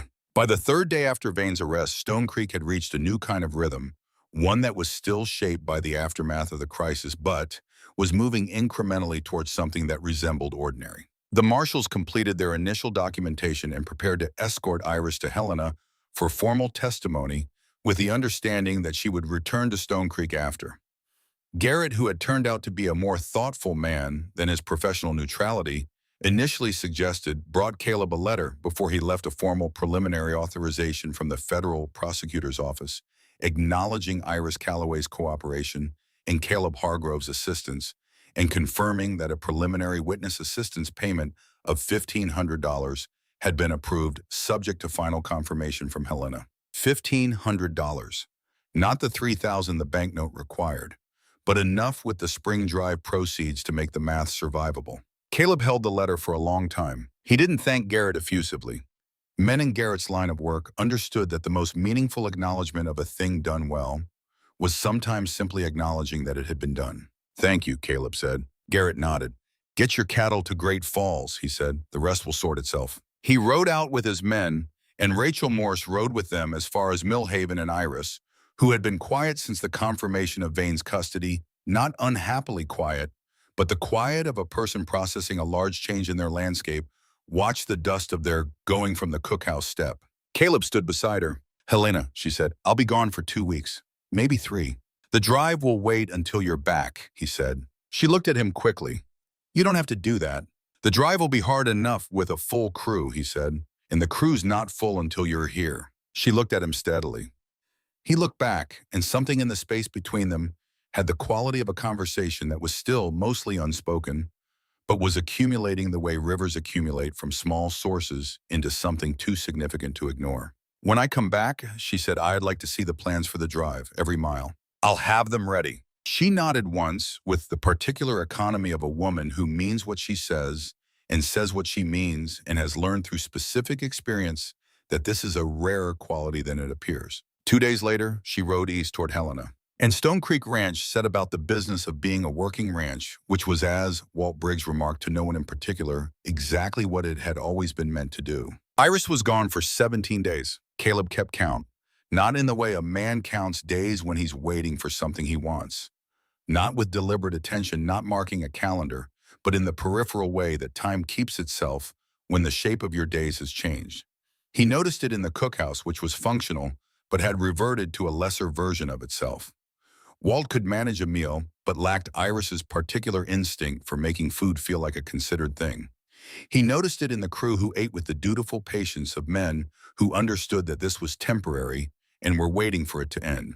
He noticed it in Finn, who had started reviewing his reading exercises alone in the evenings, working through the newspaper columns Iris had left marked because the lessons were still ongoing in the way that good teaching always continued past the teacher's presence. He noticed it most in himself, which was the thing he was least inclined to examine directly, and therefore the thing he spent the most time circling.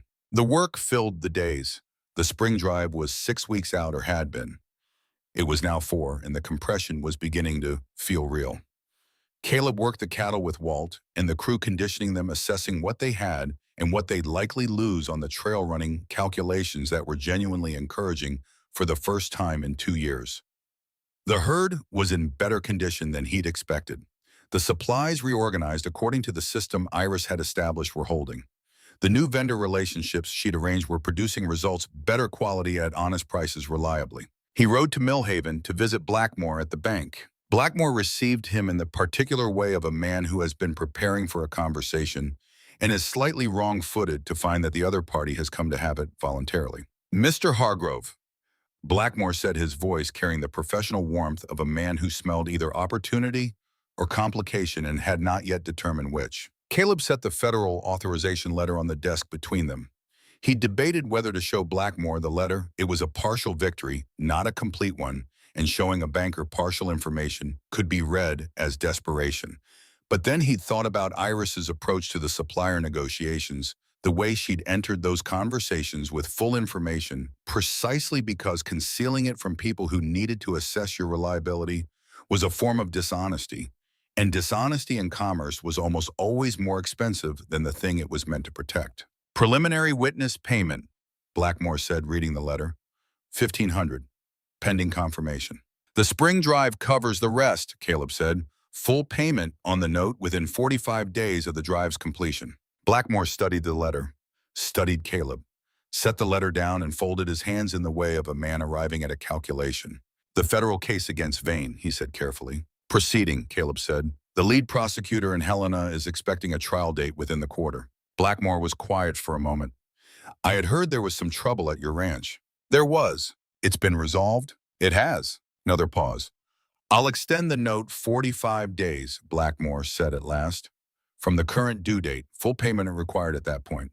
"Agreed." Caleb rode back to Stone Creek in the early afternoon, and the sky over Montana was the particular shade of blue that appeared in late March when winter had begun to release its grip, not gone yet, but loosened, and the land felt like something about to become something. He thought about Iris and Helena, and thought about what it cost a person to testify against someone powerful, and thought about the specific courage it required to walk back into the room where everything that had been done to you was documented and witnessed and asked to be spoken clearly in a formal record. He thought she was probably the most composed person he'd ever watched do a difficult thing. She returned on a Wednesday unexpected. She'd said 2 to 3 weeks, and it had been barely more than 2, and he didn't know she was back until he came in from the south pasture in the late afternoon and saw a familiar horse in the corral. He found her in the cookhouse. She was reorganizing the supply shelves with the focused attention of someone who had been away and found things not quite right on their return and was addressing the problem with quiet, practical certainty. She'd already had something on the stove soup by the smell with actual herbs, a thing the crew had been missing since her departure. She heard him in the doorway and turned. "You're early," he said. The testimony went faster than expected. She turned back to the shelves. The ledger was thorough. It didn't require much elaboration. He crossed the room and leaned against the counter nearby, not crowding her, just present. She continued her reorganization. For a while, neither of them spoke, and it was the comfortable kind of not speaking. "How was it?" he asked. She set a canister down, considered the question with the seriousness it deserved. "Hard," she said. "It was standing in that room with the ledger in front of me, and the prosecutor asking me to describe what I saw, and Vane's lawyers across the room trying to make 2 years of my life sound like a misunderstanding." She pressed her lips together for a moment. But it was also clarifying, like saying a thing out loud finally makes it real. The girls exist. Their suffering was real. And the record of it, the proof, is now in the hands of people with the authority to do something about it. "And Vane, he looks smaller," she said. "In the courtroom, without the 6 riders and the tailored coat and the money on the table, he looked like what he actually is." She turned to look at Caleb directly. A man who was afraid of being seen. That's all he was, underneath everything. afraid that people would know what he'd done. Caleb looked at her. And now they do. And now they do. Something in her face settled not into relief exactly, but into a kind of bedrock certainty that was better than relief because it was real. The trial date is set for early summer. My testimony is on record. I'll need to go back for the trial, but Thomas says it's largely procedural at that point. The evidence is, she paused. It's enough. It's going to be enough. Good, Caleb said. Simply that. She looked at him for a moment, and then she did something she'd never done before, which was cross the space between them without a functional reason for doing so, and stand close enough that the silence between them was a different kind of silence than the working kind. Thank you, she said, for holding the ranch together while I was gone, for the extension with the bank. Walt wrote me. Walt writes letters now. Finn wrote the letter. Walt dictated. The corner of her mouth moved. They wanted me to know the cattle were in good condition and that the supplied delivery from the new vendor went well, and that Gideon had stopped complaining about the fence line on the South 40, which apparently means he's happy. High praise from Gideon. The highest. She was still close. Not uncomfortably close, comfortable in the specific way of things that have found their natural distance. I thought about Stone Creek while I was gone. A lot. Just Stone Creek. She looked at him steadily. No, she said, not just Stone Creek. He held her gaze. The stove was behind her, the soup beginning to find its full smell, and from outside came the sounds of the crew returning from the day's work voices, and boots, and the quality of noise that meant people coming home. The drive is in 4 weeks, Caleb said. I know. It's going to be hard. Early spring conditions, the river crossings are going to be unpredictable. We're running a smaller crew than I'd like. I know all of this, Iris said with a patience that was not quite infinite, but was close. Is there something you're working up to saying, or are you going to finish explaining the cattle drive to me? He stopped, looked at her, looked at the quiet certainty in her face, the gray eyes that took in more than they gave back and had, over the course of 6 weeks, in a siege and a federal investigation, begun to give back quite a lot. I'm glad you're back, he said. It wasn't eloquent. It wasn't by any reasonable measure adequate to what he meant. But it was precisely true, and she had always seemed above anything else to respond to things that were precisely true. I'm glad to be back, she said. From outside, Finn's voice, she's here, Miss Iris is back, followed by the sound of boots moving at the kind of speed that indicated either alarm or celebration. Iris stepped back, smiling now with the full version of it, and turned to the stove to address the soup. Caleb moved toward the door to intercept the crew before they descended on the kitchen in a body. I'll keep them out of the way, he said. Give me 10 minutes, she said. 15 and supper will actually be good. He went to the door. Behind him, the sounds of Iris returning the cookhouse to itself, the particular rhythm of her work, organized and purposeful, and somehow warm in a way that was more than just physical warmth. And he thought as he stepped out into the Montana evening that the ranch had been a different thing while she was gone, and that the fact of her being back in it changed the nature of everything. They planned the drive together in the evenings. This was Iris's suggestion. If I'm going on this drive, I want to know every mile of it. And Caleb found to his own slight surprise that the planning went better with 2 people doing it than he'd ever managed alone. Not because Iris knew cattle driving, she'd never driven cattle in her life, but because she had an eye for logistics that had been honed in the practical demands of managing a kitchen that served hundreds of people a night. And logistics, it turned out, was logistics. She identified 3 potential problems with the route Caleb had mapped before she identified them himself. A section of trail near the second day's camp where the terrain concentrated runoff that would make the ground dangerously soft in early spring, a crossing point on the river that looked reasonable on the hand-drawn map, but corresponded to a stretch she'd seen from the Helena Road that was running high and fast, and a gap in the water sources on the 4th day that would require either carrying extra or adjusting the road. How do you know where the river's running high? Caleb asked. I paid attention on the road to Helena, she said. When you're in the habit of noticing everything, you notice everything. He looked at the route adjustments she'd penciled on the map. They added half a day to the drive, but removed 3 significant risks. He made the changes without argument. This section here, she said, tapping the map near the 4th day's planned camp. If we push the cattle harder on day 3, can we make it to Crow Creek before we stop? There's water there. Day 3 would be 20 miles. Is that manageable? On good terrain, yes. The cattle will be tired. The crew will be tired. We'd need good food that night, Iris said. And the next morning, something that actually sustains people on hard days. She was already mentally calculating. He could see it in the way her eyes went slightly distant. I can manage that. Walt, who had been listening from the doorway with the comfortable patience of a man who is watching two people figure something out and doesn't need to interfere, said Boss.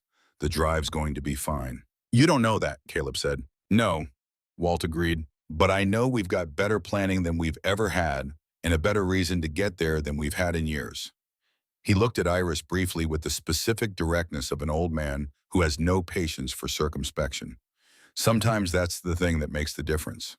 The night before the drive, the crew sat at the long table in the cookhouse and ate the best meal Iris had made since arriving at Stone Creek Ranch. She'd said nothing about what she was preparing. She'd simply worked steadily and with the particular intentionality of someone doing something that mattered, and the crew had known enough to stay out of her way.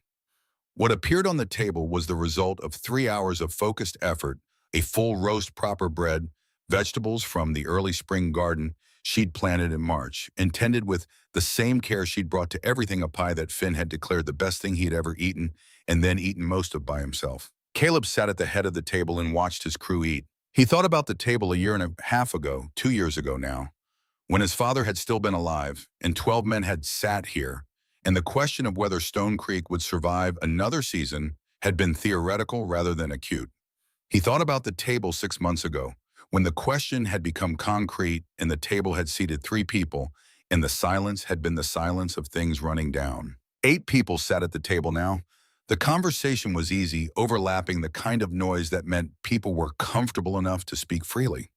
Gideon was complaining about the south pasture fence line again, which Caleb had learned to interpret as Gideon's particular form of contentment. Walt was telling Hatch a story about a cattle drive in the 70s that had gone sideways, in ways that were in retrospect and at sufficient distance funny.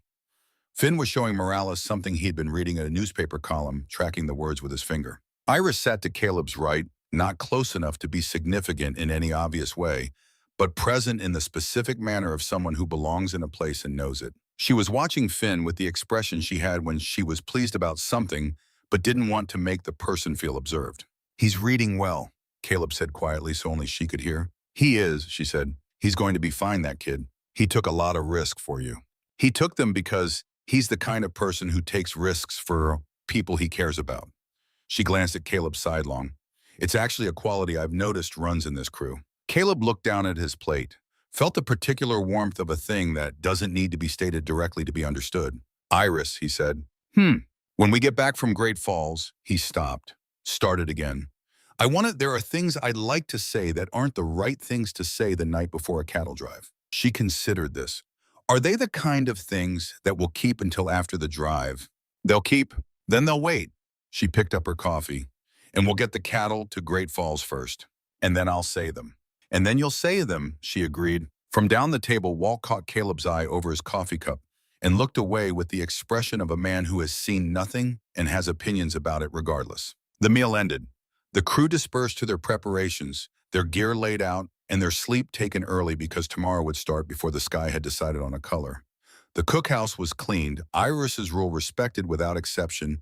You don't leave a kitchen for tomorrow what you can leave clean tonight. Caleb stayed to help. This had become the natural ending of the evenings, the specific rhythm of 2 people closing down a room together.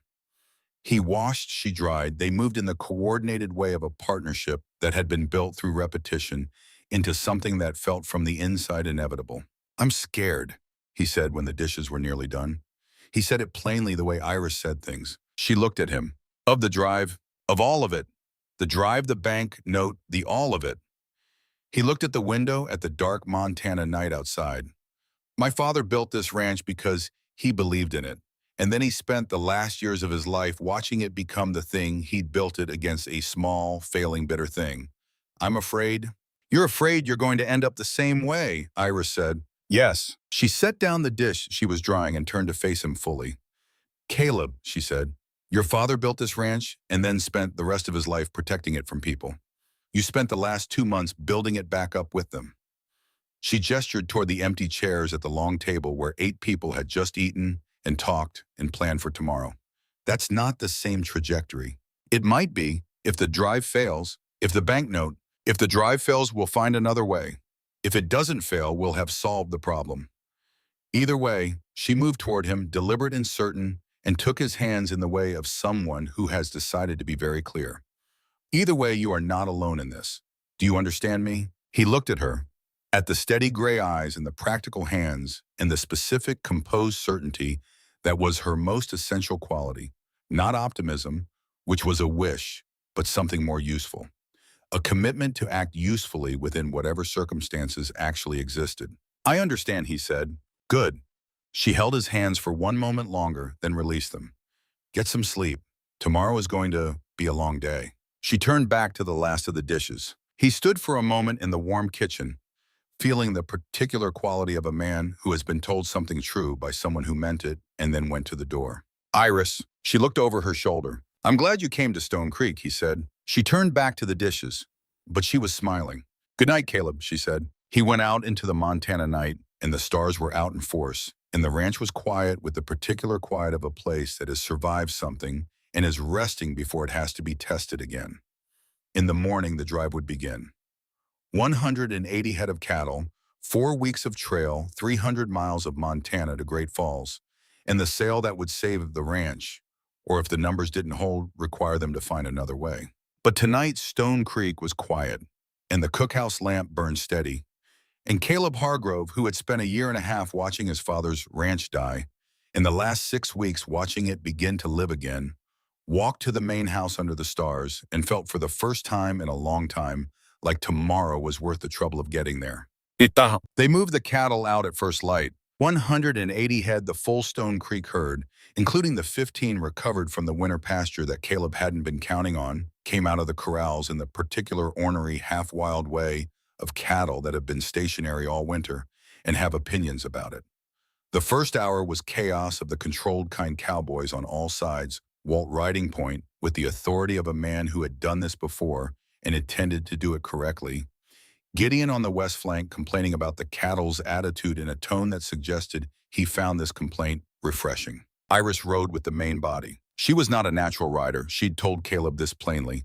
She'd learned horses in the practical way of someone who needed to use them, rather than the deliberate way of someone who'd been taught, but she was competent, and she did not pretend otherwise or apologize for it.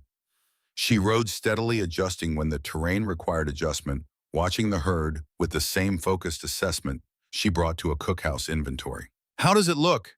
Caleb rode up beside her in the mid-morning. Better than I expected, she said. The leaders are settling. Another mile in the rear will stop trying to turn back. You're watching the rear. Someone has to. She glanced at him. Walt's watching the front. You're watching the whole thing. I'm watching the back. He looked at her for a moment, at this woman who had walked into his failing ranch 6 weeks ago with one suitcase and a secret, who had reorganized his supply chain and his crew and his sense of what was possible, who had faced down a federal investigation and testified in court and come back to a Montana cattle drive because she'd said yes to staying and meant it. Thank you, he said. For what? For being useful, he said, and knew as he said it that it was the specific kind of compliment she would understand as the thing it meant. She looked at him with the full gray weight of her attention. Caleb Hargrove, she said, you are the only man I have ever met who makes "you're useful" sound like a declaration. He looked back at the herd, felt the corner of his mouth move. We've got 300 miles, he said. I'll work on the eloquence. Don't, she said. I prefer the plain version. They rode and the cattle moved and the morning opened up around them into the long, cold, beautiful expanse of Montana. In early spring, and Stone Creek Ranch receded behind them into the distance, and whatever came next was coming toward them at the pace of the land, unhurried and enormous, and absolutely prepared to test everything they had. They were ready for it. The first day went better than anyone said out loud, because saying it out loud seemed like the kind of thing that invited the second day to be worse. They made 16 miles over terrain that was mostly cooperative cold, with a persistent bite of early spring that made ears and fingers work harder than they should have to, but dry enough that the footing was solid and the cattle moved with less resistance than Caleb had feared.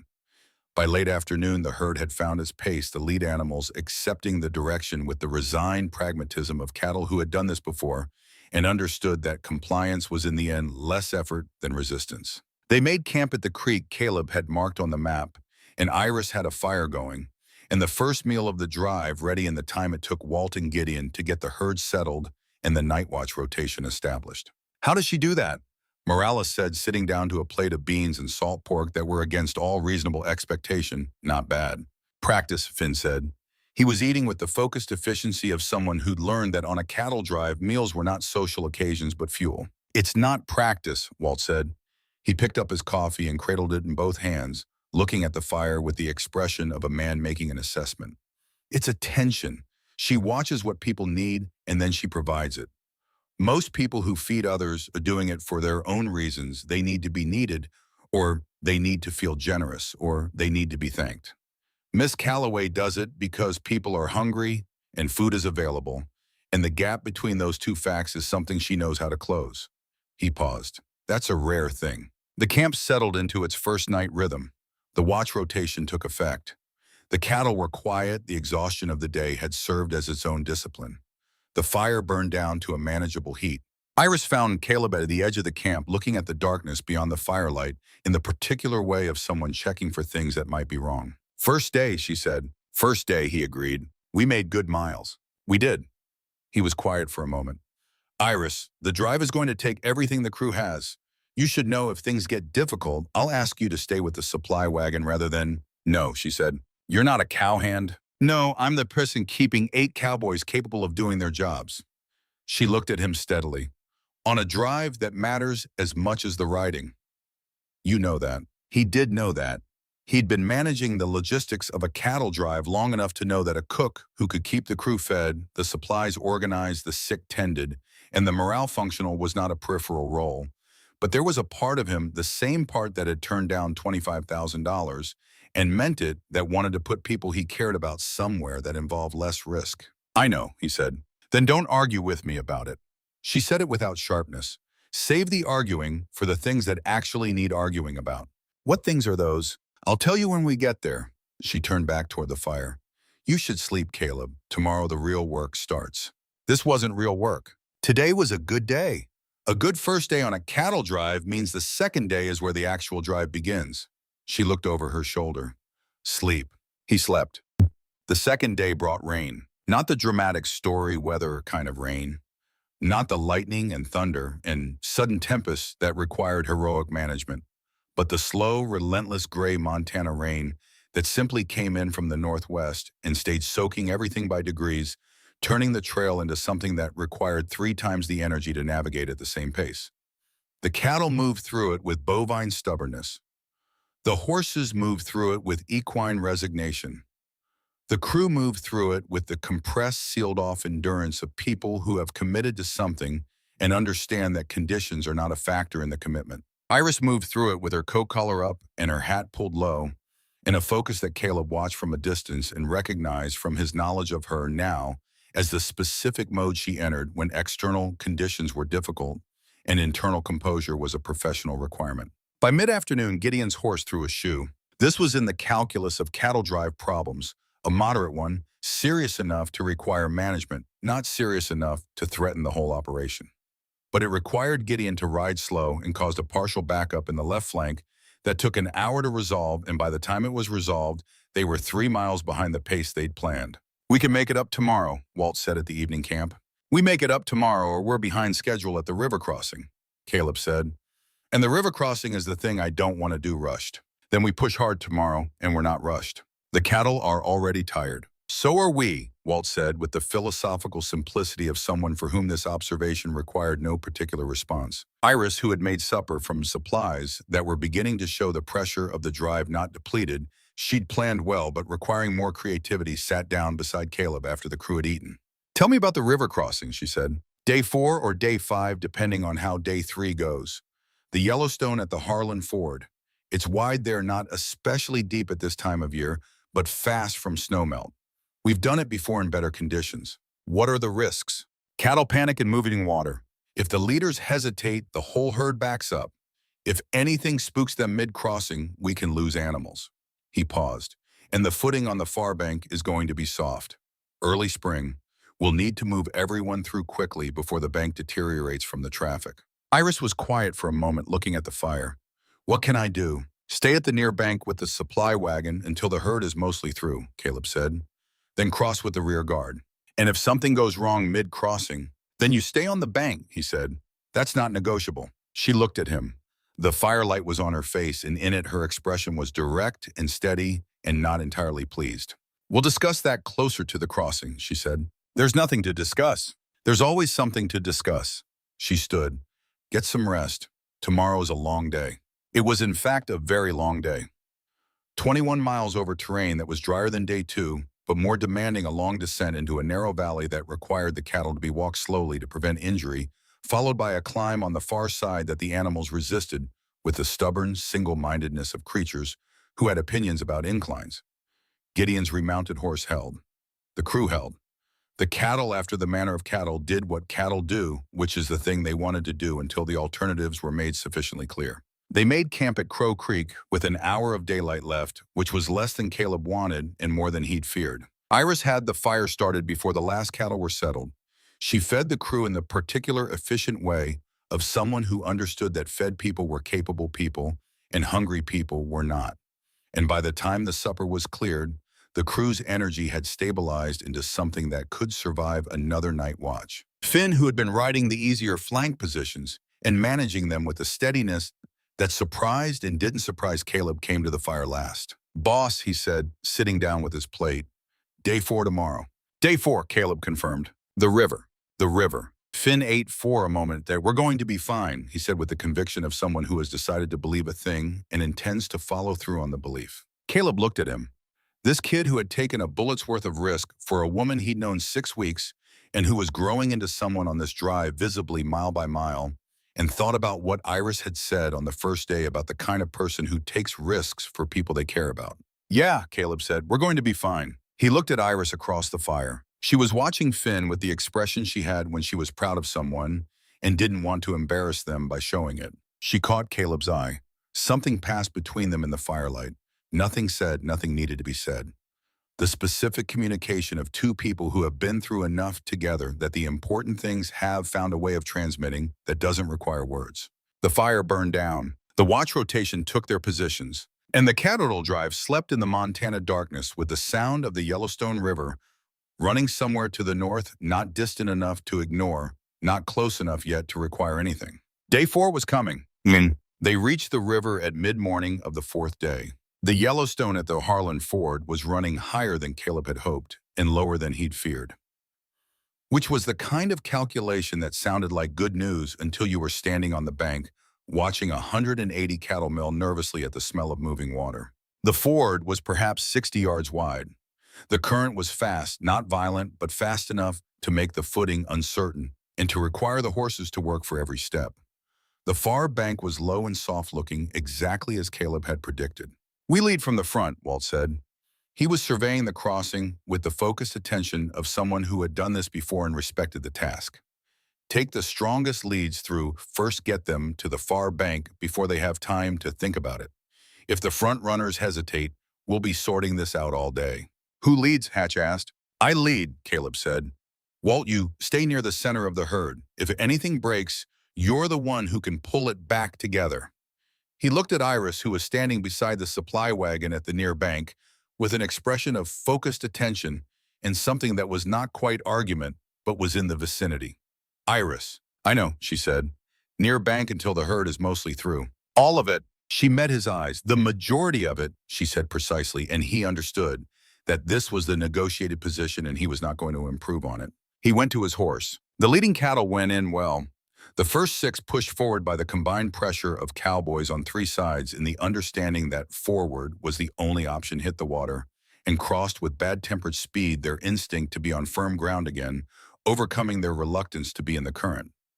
By the time the leaders had reached the far bank and were shaking the water from their backs, the herd behind them had stopped resisting and begun to move. For a while it went right. 60, head through, 80. The far bank was holding the footing firmer than Caleb had feared. The lead riders on the far side kept the front animals moving forward, away from the bank, creating space for the animals still crossing. Walt was in the center of the crossing, his horse steady his presence, a stabilizing point in the movement of the herd. Then a steer on the left flank went wrong. Caleb heard it before he saw it, a change in the sound of the herd. The particular shift from purposeful movement to something more erratic. And then he saw the animal, a big red steer, near the upstream edge of the crossing, rear up in the water and begin to thrash. The animals nearest him caught the panic instantly, the way panic always moves through a herd, and suddenly 20 cattle were fighting the current instead of crossing it. "Hold the flanks," Caleb shouted. Cowboys drove into the water from both sides, ropes flying. Two animals went under briefly and came up thrashing.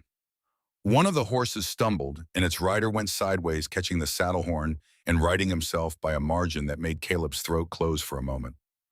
Walt rode straight into the middle of the chaos, using his horse and his voice and the accumulated authority of 40 years of cattle work to push the panicking animals back toward the crossing line. From the near bank, Caleb heard the sound of hooves in water and looked back. Iris had driven the supply wagon team into the river. "Iris!" The shout tore out of him involuntarily. She wasn't in the current. She'd driven into the shallows near the bank using the wagon, and its solidity as a barrier on the downstream side of the panicking cattle, blocking the direction of worse drift and giving the animals a wall to press against. That wasn't the current.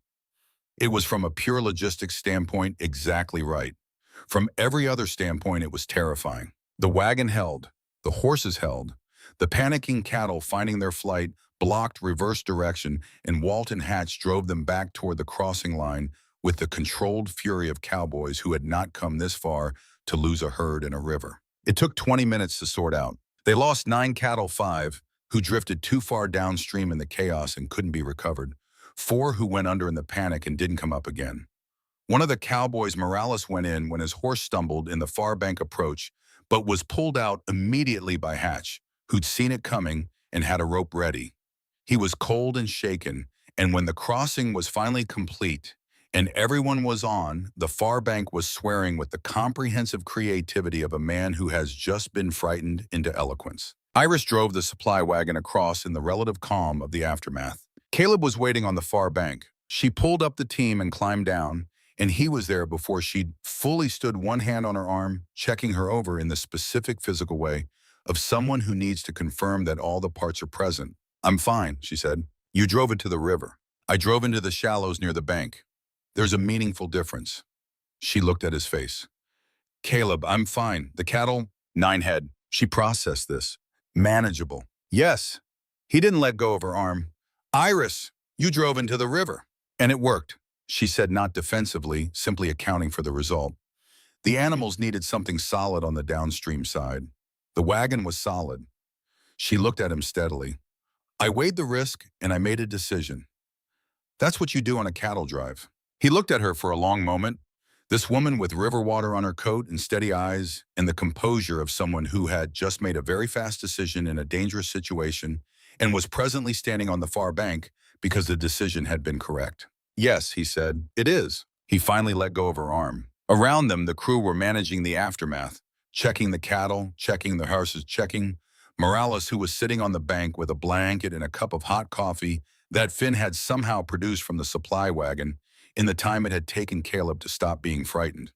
Walt was moving through the herd with the steady attention of a man assessing damages, counting, calculating. "Walt," Caleb called. 171 head, Walt called back, all accounted for and moving. 171. 9 fewer than they'd started with, but still enough, barely at the prices.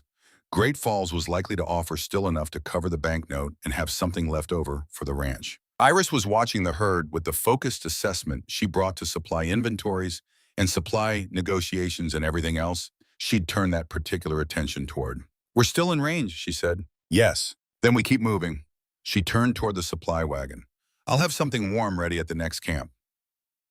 "The crew needs—" "Iris." He said her name and she stopped, turned. He looked at her and he thought about every reasonable moment between now and Great Falls, that he'd told himself to wait for. Every moment he'd said wasn't the right time, wasn't the right circumstances, wasn't adequate to what he meant. Standing on the far bank of the Yellowstone River with wet cattle and exhausted cowboys and 900 miles of Montana still to go was not any of those moments. But he said it anyway. "When we get back from Great Falls," he said, "I'm going to say something to you that I've been holding since the night you told me the truth on the back step. And you're going to hear it. And I'd like you to think between now and then about what your answer might be." She looked at him for a long moment. "I've been thinking about it for a while," she said. "The answer hasn't changed." "What's the answer?" She almost smiled. "Ask me in Great Falls," she said, and turned back to the wagon. Walt appeared beside Caleb with the expression of a man who has witnessed something and is choosing to have no opinion about it. Drive's not going to complete itself, Walt said. No, Caleb agreed. They moved the herd. The days after the river crossing fell into a rhythm that was brutal. In the ordinary way of things that require consistent effort over time, early rising cold mornings miles that accumulated toward a destination that remained distant enough to require acts of deliberate faith. Day 5 brought a headwind from the north that tested the cattle's patience and the crew's vocabulary. Day 6 brought a section of trail where the terrain channeled water from recent snowmelt and turned 2 miles of ground into something the horses navigated by feel rather than sight. Day 7 was better clear sky, firm ground a day's pace that put them a mile ahead of schedule, and earned the kind of campfire quiet that comes when people have done something they can't quite believe they managed. Iris kept the crew functional. This was the honest accounting of it. 8 people working at the limits of their capacity in cold and difficulty, and the particular stress of a situation where a wrong decision could cost more than they could afford to lose. And 1 woman managing the gap between what the work required and what the people doing it could sustain. The food was consistently good, a thing Caleb understood was not accident or ease, but the result of careful planning and controlled conditions that never fully existed, but that she made approximate through sheer attention. The coffee was always ready. The wounded were tended. Morales's knee, aggravated by the river crossing, required wrapping each morning. Finn's shoulder, which had a habit of seizing in the cold, was managed with a poultice she'd assembled from supplies she'd specifically packed for the drive. She never made any of it visible as effort. Caleb watched her work and thought about how his father would have described her and thought that his father would have been wrong. On the 8th night, Gideon found the rustlers' tracks. He came to the camp at the end of his watch rotation with the tight expression of someone carrying bad news and calculating how to deliver it. He showed Caleb the tracks by firelight, a set of hoofprints angling away from the main herd at the northwest, fresh enough to be read clearly in the soft ground. How many animals? Caleb asked. Hard to say in the dark. Enough that something cut off from the herd shouldn't have been able to cut off without someone noticing. Gideon paused. Which means they were cut off deliberately and carefully while we were managing the creek ford this afternoon. Caleb had missed it. In the management of the creek crossing, smaller than the Yellowstone but requiring attention, he had not been watching the perimeter with the consistency that a full crew could have provided. Someone had been watching his crew not watch it. How many animals? He asked again. Gideon looked at him with the honesty of someone who knows an answer will not be welcome. 18, maybe 20. The calculation happened without Caleb meaning to do it. 171 minus 20 was 151. At the prices Great Falls was likely to pay $30 to $35 a head depending on quality, and season 151 head was $3,000 to $4,700. The banknote was $3,000 minus trail costs, minus the $1,500 already applied against the note from the preliminary reward money. It was close, uncomfortably close. We go after them, Caleb said. Walt, who had been listening from the edge of the firelight, came forward. Boss, that's a dangerous call. I know it's dangerous. If we split the crew, we're running the herd short-handed. If something spooks the cattle, if we don't get those animals back, the math doesn't hold, Caleb said. Iris, what are we actually working with if we arrive with 151 head? She had her small notebook out, the one she always had. She worked the figures without theatrics. At $30 a head, which is conservative for healthy animals, in late spring 4,530, minus the $3,000 for the banknote, minus trial costs we've accumulated, which I estimate at approximately $400, you'd have about $1,200 in operating capital to return to the ranch with. She looked up. That's enough to rebuild, slowly, but the margin is thin enough that one unexpected cost, a broken piece of equipment, a medical situation, a supply shortfall, could eliminate it entirely. And with 171, she ran the numbers. A $1,700 margin, still tight but survivable with room. Caleb made his decision. Hatch Gideon, he said, you're with me. Walt, you stay with the herd with Morales and Finn. He looked at Iris. You stay. I'm coming, she said. Iris, you're taking 2 men after unknown numbers of rustlers in the dark, and one of those men's horses is nursing a bad shoe from this afternoon. She put the notebook away. You're taking me. He looked at her. She looked back at him with the steady neutrality of someone who has made a decision and is not presenting it for approval. Fine, he said. Walt caught his eye and gave him the look of a man who had his own opinions and was choosing wisely to retain them. They rode north through the darkness, following tracks that were clear enough in the soft ground to read by the light of a good moon. Iris rode steadily without complaint, watching the terrain with the same observational quality she brought to everything. Hatch rode Point Gideon, flanked Caleb in the center, mapping the direction of the trail against his knowledge of the territory ahead. There's a draw about 3 miles north, Caleb said quietly. Cuts back west. If they wanted to hold the animals until morning and move them to a buyer, that's where they'd camp. How many people are we expecting? Hatch asked. No idea. That's a comfort. It's information, Caleb said. We'll know more when we get there. They heard the cattle before they saw the camp. The distinctive sound of animals in unfamiliar circumstances moved against their preference, settling into uneasy quiet. The draw was where Caleb had expected it. The camp was small afire at the base of the draw walls, 3 men visible, and the stolen cattle grouped in a natural pen formed by the draw walls on 3 sides. 3 men. Probably not professional rustlers, their fire was too visible for people who expected to be followed.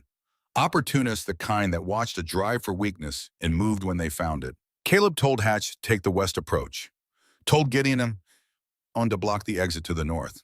Then he walked his horse directly into the firelight. The 3 men scrambled for weapons. Caleb fired once into the ground between them. The next one won't be a warning, he said. Those cattle belong to Stone Creek Ranch. You're going to walk away from that fact and from this camp, and you're going to leave your weapons here, and you're going to count yourselves fortunate that you didn't run into someone with less patience. From the west approach, Hatch appeared. From the north, Gideon. The 3 men looked at the geometry of the situation. We found these animals wandering, the largest one said. You drove them 5 miles and corralled them in a draw, Caleb said. Try again or don't. Either way, you're walking out of here without the cattle and without the guns. A long pause. The horses, the large man said. We need the horses. The horses you can have, Caleb said. Everything else stays. They walked. And from the edge of the firelight where she'd positioned herself with a specific and quiet purposefulness, Iris watched them go. 3 against 3, she said when the sound of departing hooves had faded. With me, 3 against 4. Better odds. Marginally, Caleb said. That's all you need sometimes. She was moving toward the corralled cattle, assessing them with her customary directness. All 20 here. A couple of the younger ones are spooked, but manageable. She looked back at him. We can move them in the dark. The moon's still up. Can you navigate back to the main camp in the dark? I tracked it the whole way here, she said. Yes. He looked at her in the firelight, at the specific calm that was not the absence of feeling, but the management of it, the quality she had of being present to a situation without being overwhelmed by it. He thought about the river crossing, about her on the back step in March, about the first day she'd walked into his filthy kitchen and rolled up her sleeves. Iris, he said, let's get the cattle back first, she said with the precision of someone who knows what they're being asked and has chosen the order of things deliberately. They got the cattle back. The drive reached Great Falls on the morning of the 15th day, 1 day ahead of the schedule Caleb had built, and 2 days ahead of the schedule he'd privately feared they'd be forced to accept. 171 head arrived at the stockyards in condition that was better than Caleb had any right to expect, trail-worn, but not depleted, moving with the suppressed energy of animals glad to have stopped moving. Walt surveyed them with the expression of a man confirming what he'd allowed himself to hope. They held, he said. They held, Caleb agreed. The crew stood in a loose group at the stockyard gate, looking at the result of 15 days and 300 miles of deliberate, sustained effort. Finn, who had ridden the entire drive without complaint and had handled the rustler recovery night with a steadiness that was going to remain in Caleb's memory for a long time, was visibly trying not to look as exhausted as he was. Gideon, who had complained about everything for 15 days, in the comprehensive, almost musical way of someone who found expression in complaint, said, not bad, which was from Gideon the equivalent of a standing ovation. Iris stood beside Caleb, looking at the herd. She had the notebook out, but she wasn't writing in it. She was holding it the way people hold something when the numbers are already finished and the result is known, and there's a moment before the next thing begins. The buyer's office is in the main building, Caleb said. I know, she said. I've been thinking about the negotiation. He looked at her. So have I. Then let's do it together. She put the notebook away and met his eyes. You know cattle. I know vendors. Combined, we're probably more than he's expecting. The cattle buyer, a man named Fitch, who had been in the business long enough to have a professional skepticism about anything that walked into his office before noon, received them in the manner of someone confident in his position. He surveyed the herd from his window, made notes in his own ledger, and offered Caleb $24 a head with the smooth authority of a man accustomed to setting the terms. 24, Caleb said and looked at Iris. Mr. Fitch, Iris said. We drove 171 head across 300 miles of early spring Montana, including a Yellowstone crossing that this year's snowmelt has running at the highest level in a decade. Every animal in that stockyard is alive and healthy, which is not the result you'd expect from late-arriving spring stock under those conditions. That's not weakness, that's selection. She paused. 32 ahead. Fitch looked at her, looked at Caleb, back at Iris. This is a stockyard negotiation, ma'am, not a hotel kitchen. I'm aware, Iris said. The principle is the same. You know what you need and I know what we have. 32 is fair for animals this quality in this season. 27, and that's a generous offer. 30, and we both walk away feeling we've done right by the transaction. Fitch looked at her for a moment longer with the expression of someone recalculating. 29.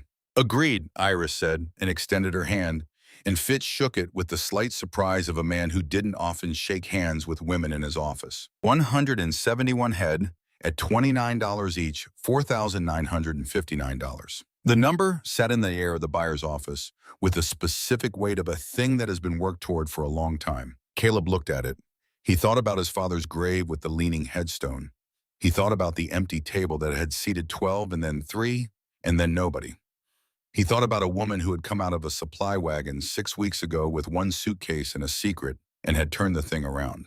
The telegraph office, he said to Iris. For the banknote. For the banknote, he confirmed. The wire to Blackmore's office in Millhaven took 11 minutes to confirm. The operator handed Caleb the receipt with the stamp of the Millhaven land and cattle bank across it and the $3,000 figure crossed off and the note marked, paid in full and released. Caleb held the receipt in both hands and said nothing for a moment. Your father's ranch, Iris said beside him. She wasn't looking at him, she was looking at the receipt. Free and clear. Free and clear, he said. She looked up. And her face in that moment had the quality of something set down, not just relief, but the deeper ease of a person who has been carrying something for a long time and has finally, with full deliberateness, put it on the ground. We did it, she said. Caleb, we actually... Iris, he said. She stopped. He was looking at her with an expression that she recognized. She'd been watching it develop over 6 weeks in a cattle drive, and a night on the back step, and a river crossing, and a fire in the draw, an expression that was not the managed steadiness of a man controlling himself, but the specific unguarded look of a man who has stopped. I said I was going to say something when we got to Great Falls, he said. You did. I'm saying it now.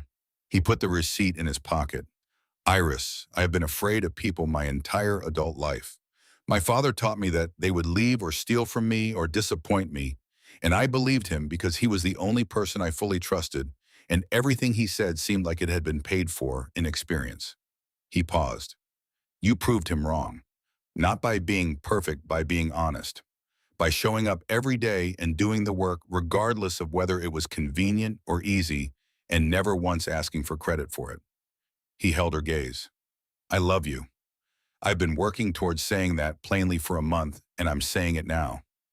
I love you, and I want you to stay, not as my cook, not as my crew, but as my partner in everything. In the ranch and in whatever comes after it. I want... Yes, Iris said. He stopped. Yes, she said again, more clearly. To all of it, yes. The telegraph operator, who had been making a deliberate effort to be very interested in his equipment, cleared his throat. Congratulations, he said to neither of them in particular. Also, I think there's a clerk of courts 2 blocks north who handles marriage licenses. Caleb looked at Iris. Iris looked at Caleb. That's very efficient, she said. I'm a practical man, Caleb said. Something in her face went fully entirely warm, the full version of the smile he'd been seeing the edges of for 6 weeks, and she said, yes, you are. That's one of the things I love about you. He heard the word without letting it show too much on his face, which was a significant act of discipline. 2 blocks north, he said. 2 blocks north, she agreed. They walked out of the telegraph office and into the street of Great Falls, and the morning was bright and cold and full of the particular clarity that comes after something has been accomplished.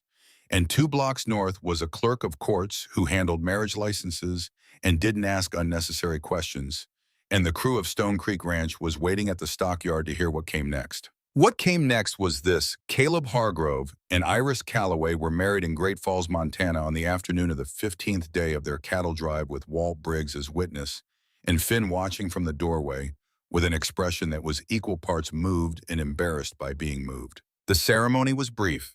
The vows were simple. Neither of them was a person who required ornamentation for the important things. When the clerk said, "You may kiss your bride," Caleb kissed her in the direct, unhurried way of a man who intends to do something properly when he finally does it.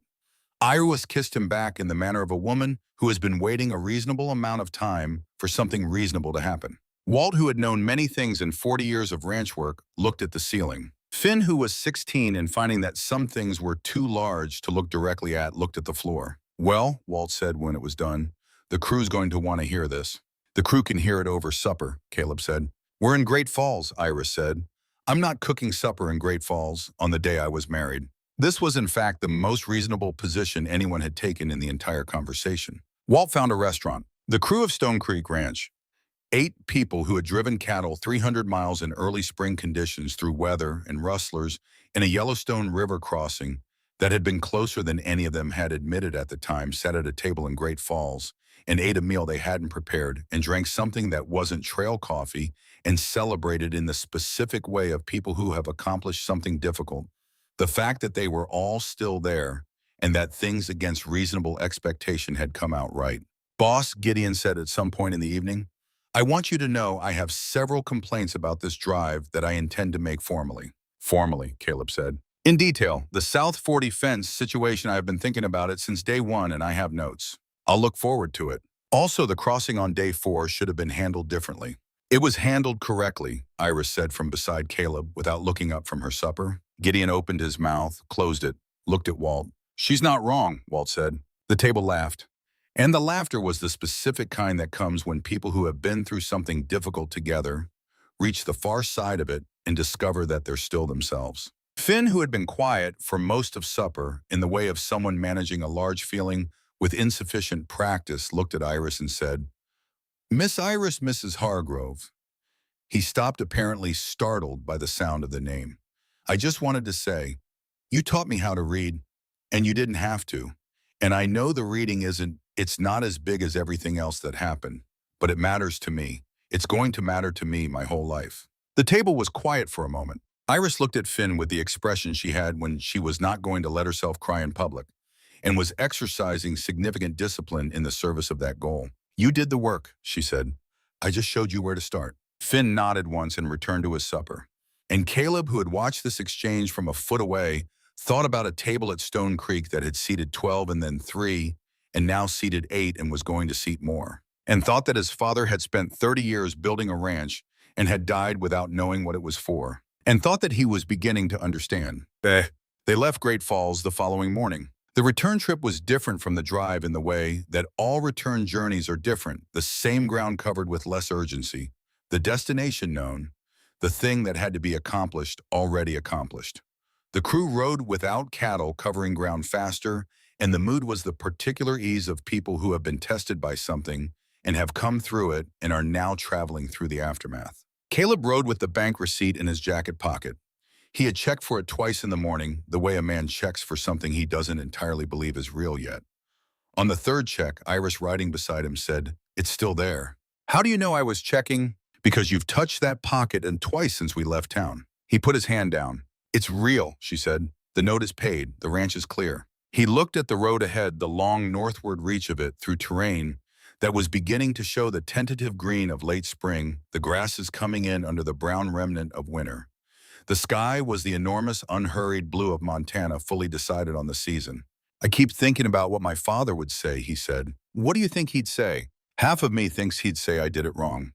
That I trusted too many people, took too many risks, put the ranch in jeopardy for someone who..." He paused.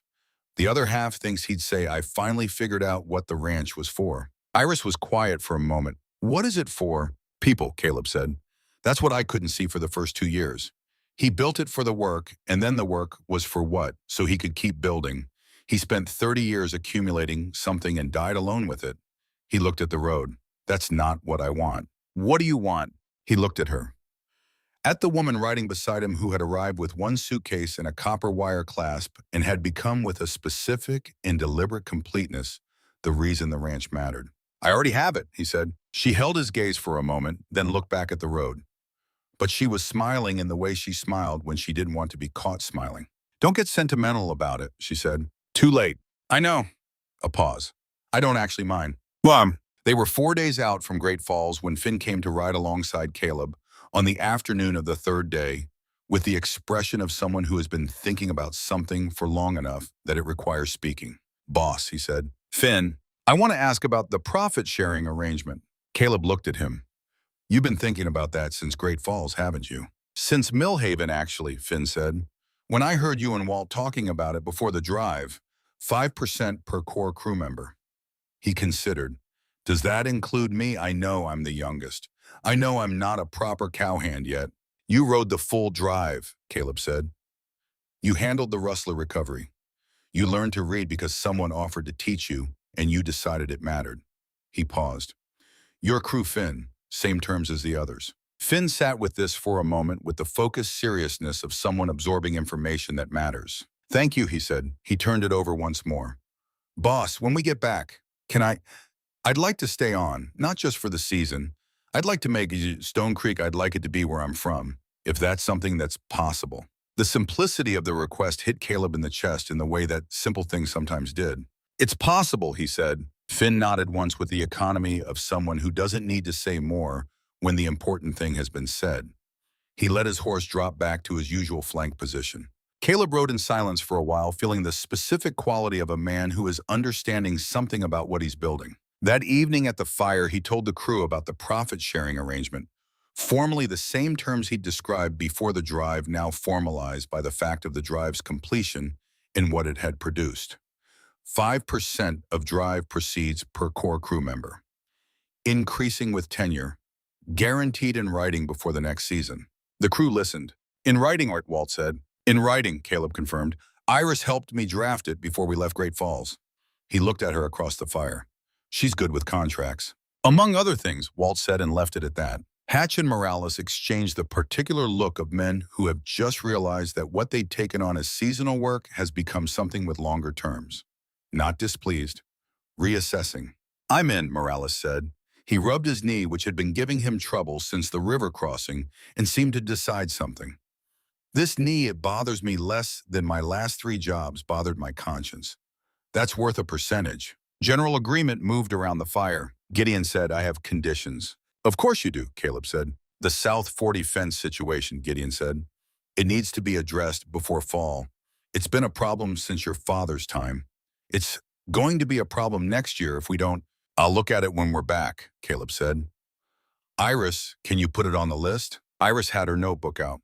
"Already on it," she said. Gideon looked at her with the expression he had when things had gone the way he wanted them to, but he couldn't acknowledge this directly. "Right," he said, and applied himself to his coffee. They crested the final hill on the 15th day of the return trip and saw Stone Creek Ranch below them. The barn was still a foundation and a plan.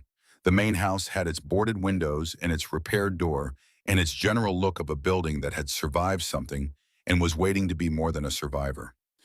The corrals were empty, the cookhouse chimney cold, the vegetable garden behind the cookhouse showing the early season growth of plants that had been started well and left to their own devices for a month. It looked, in the blunt accounting of it, like a damaged ranch in the early stages of being fixed. Caleb had looked at it this way for 2 years, had seen the damage and the incompletion in the distance between what it was and what it had been, and for 2 years the looking had felt like the slow confirmation of something he already feared. He looked at it now and felt something different.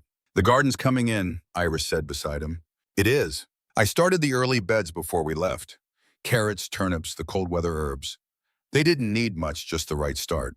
"Like most things," Caleb said. She looked at him briefly with the small, private precision of someone recognizing a reference. "Like most things," she agreed. They rode down the hill and into the yard, and the ranch received them with the quiet indifference of a place that has no opinion about who returns to it and who doesn't. The land his father had trusted above all else, which gave back what you put into it, and nothing more and nothing less. Walt went directly to the barn to assess the site, already calculating lumber and timing with the brisk purposefulness of a man who had let himself stop moving briefly and was now returning to motion. Hatch and Morales went to the corral, checking the fencing with the professional attention of men who understood that a cattle operation required infrastructure before it required cattle. Gideon went to the South 40 fence line with the expression of a man pursuing a grievance and intending to document it thoroughly. Finn stood in the yard for a moment looking at the main house and the cookhouse and the garden and the view to the mountains in the distance. Home, he said, quietly. Not to anyone, just accounting for the fact. He picked up his gear and went to the bunkhouse. Iris was already at the cookhouse, the door open, moving through the rooms with the assessing attention of someone returning to a place they'd left in an incomplete state and intending to complete it. Caleb followed. She was at the shelves when he came in, running her hand along the supply canisters with the inventory focus she always had in the kitchen. She reached the canister at the far end, the flour canister, not the one she'd used to hide the ledger, but the one next to it, and stopped. "Caleb," she said. He crossed the room, tucked behind the canister in a place that would have been invisible to anyone who hadn't specifically placed it. There was an envelope, his name on the front. The handwriting was Rachel Morse's. He opened it. Inside a single page, Rachel's precise journalist's hand dated 2 weeks prior. Trial date confirmed June 14th. Vane's legal team filed 3 motions in the first week, all denied.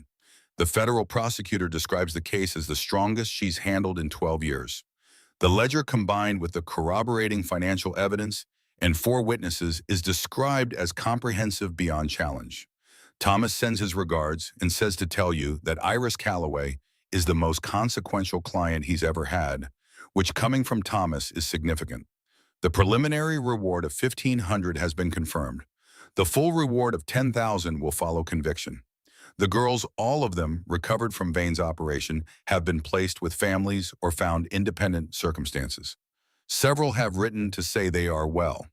I thought you should know this before anything else. They are well. Burn this letter or keep it as you choose. What you did mattered. RM**. Caleb read it twice, folded it, held it. What does it say? Iris asked. She was watching him with the steady attention of someone who has learned to read a person's face by practice. He held the letter out. She read it. He watched her read it, the particular sequence of a face moving through news, through the part that mattered most, the part about the girls, the part that was the reason for everything that had come before. He watched her expression arrive at "they are well" and stay there for a moment before moving on. When she finished, she folded the letter with the careful precision of someone putting something in a place where it will be kept. $10,000, she said. It won't come until after conviction, June probably. That's enough to rebuild the barn properly and buy new stock for the fall drive and fix the South 40 fence before Gideon registers a formal complaint with the territorial government. It is, Caleb said. She was quiet for a moment, then, "They're well." "They are." She pressed the letter against her chest for a moment, not dramatically, just with the physical acknowledgement of someone for whom a particular piece of information has settled into a specific place. "It was worth it," she said. "All of it. The 2 years and the running and the all of it was worth it." "Yes," Caleb said. She set the letter on the shelf with the careful deliberateness of something being filed rather than discarded. Then she turned to the stove and said, "I need to start the fire. The crew's going to want supper." "Iris." She turned. He crossed the kitchen and held her the way he'd wanted to hold her for a long time. Not dramatically, not as performance, but with the specific solidity of someone who has decided that this is where things are and intends to be clear about it. She held him back, her arms around him, her face against his shoulder, and for a moment the cookhouse was quiet around them. "Mrs. Hargrove," he said against her hair. "Mr. Hargrove," she said. From outside, Walt's voice carrying the clear purpose of a man who needs to discuss lumber quantities. "Boss, you got a minute?" "In a minute," Caleb called back. Walt's footsteps moved away with the dignified patience of a foreman who has seen many things and has learned the appropriate duration of a minute. Iris pulled back. Her face had the quality it had in the evening on the back step that first night on the porch, not unguarded exactly, but close. "We have work to do," she said. "We have a lot of work to do," Caleb agreed. "Good." She turned back to the stove. "I prefer it that way." He went to the door. "Caleb." He stopped. She was at the stove, her back to him, already arranging the kindling with the focus she brought to everything. She didn't turn around. "Your father built something worth saving," she said, "and you saved it." He stood in the doorway for a moment with that. Then he went out to talk to Walt about lumber. And from the cookhouse behind him, the sound of a fire being started, the particular sound of a kitchen coming to life and the smell of something beginning, and Stone Creek Ranch settling into the quiet work of a day that was at last simply a good day. Not the day the siege ended, not the day the drive was completed, not the day the banknote was paid, or the letter was found, or the marriage was made official in a clerk's office in Great Falls. Just a Tuesday in late May with work to do and a full crew to do it, and a woman in the kitchen who had decided 6 weeks ago on a supply wagon from Millhaven that this was where she was going. That was enough. That was, Caleb thought, walking toward the barn where Walt was already talking about lumber with the focused specificity of a man who loves the details of building things exactly enough. Summer came to Stone Creek Ranch in the particular gradual way of Montana summers. Not a change in the calendar, but a shift in the light, a deepening of the green in the pastures, a quality in the morning air that shifted from winter's insistence on being felt to something warmer and more provisional. The garden behind the cookhouse went from promising to productive. The mountains in the distance shed their snow from the lower elevations, keeping it only at the peaks where it belonged. The ranch changed with the season. The barn rose over the course of 6 weeks. Walt supervising Finn, learning the math of beams and angles and load. Hatchet and Morales working with the focused speed of men who understood that a barn in summer was a barn before winter, which was a fact with weight. They built it bigger than the old one because the plans Caleb and Iris had made over the planning table in May accounted for growth, and growth was no longer theoretical. The South 40 fence was addressed to Gideon's documented satisfaction in the 3rd week of June. The main house got its glass windows and a proper door in the same week, ordered from the supplier in Millhaven, who had by now come to understand that Stone Creek Ranch paid its bills on time and valued quality. The preliminary reward money arrived in May.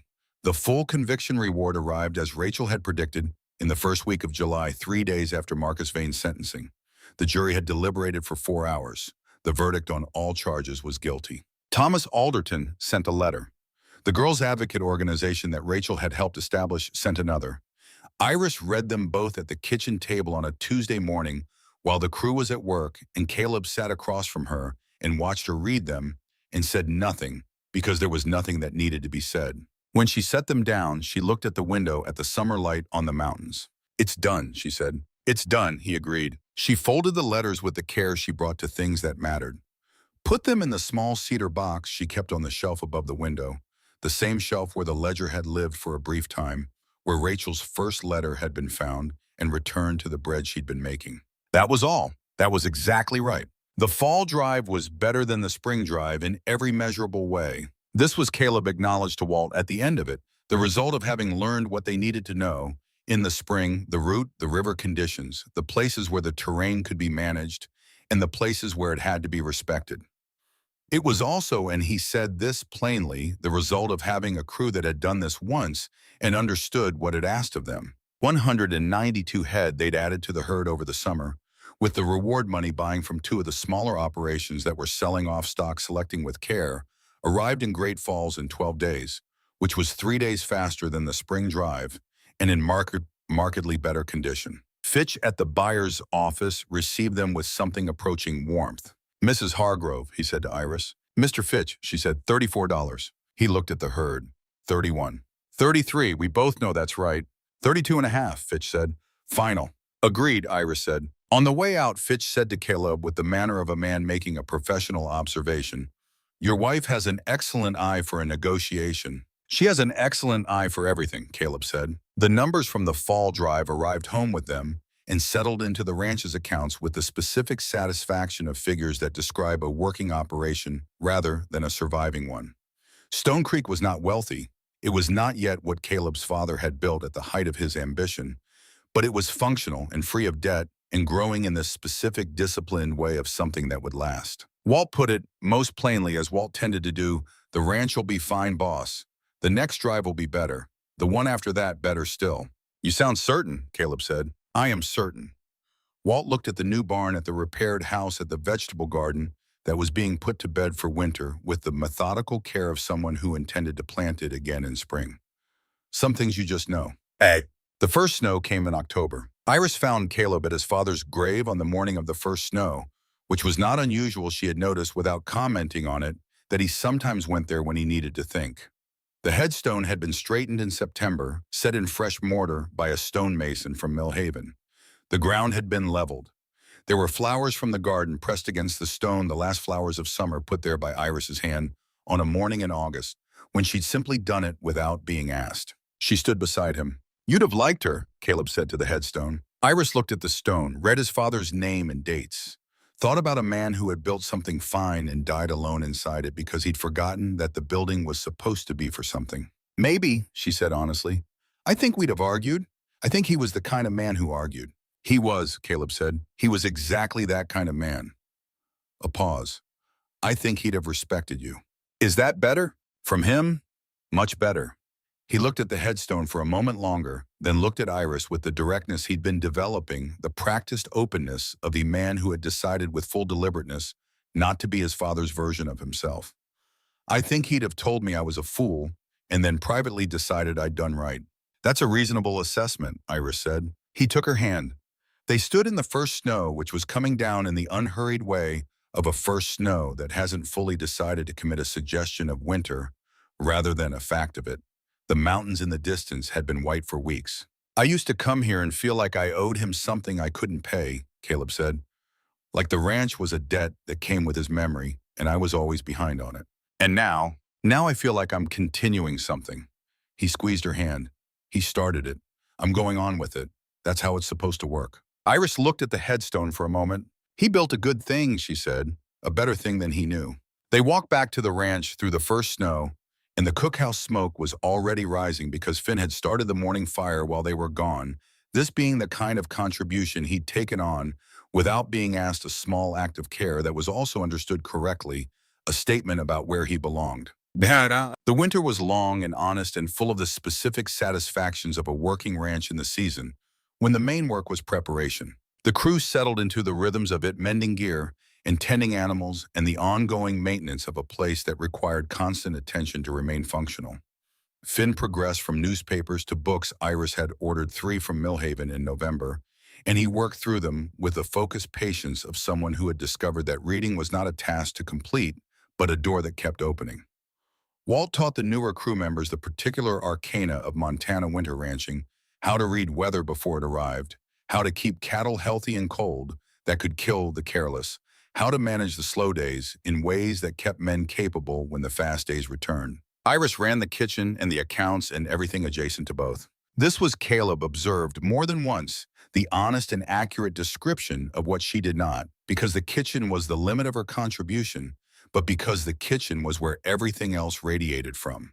The supply chain she'd built, the vendor relationships, the accounts that were now clean and accurate and compared against each other quarterly in the way she'd taught him to compare them, all of it was downstream of the particular quality of attention she brought to a thing she cared about. You're the foreman, he told her once in December. Walt is the foreman, she said. Walt manages the cattle. You manage everything else. She considered this with her characteristic honesty. I manage what I can see that needs managing. That's what foremen do. She gave him the look she had when he'd said something she agreed with and wasn't going to argue about. Then she returned to the accounts. In January, Rachel Morris wrote again. The letter was shorter this time, the kind of letter friends write when the urgent things have been resolved and what remains is correspondence for its own sake. She was working on a new investigation. She said something in Colorado she couldn't specify yet. Thomas was well. The organization serving the women recovered from Vane's operation had received a significant donor contribution and was expanding. I think of you as someone who changed the course of a lot of lives, Rachel wrote. I hope Stone Creek is good to you. I hope you know what you made possible. Iris read the letter at the kitchen table and then put it in the cedar box with the others. She says hello, Iris told Caleb. What did she say? Iris looked at him with the eyes that always seemed to be processing more than the immediate situation. She said what you already know. He nodded. That was enough.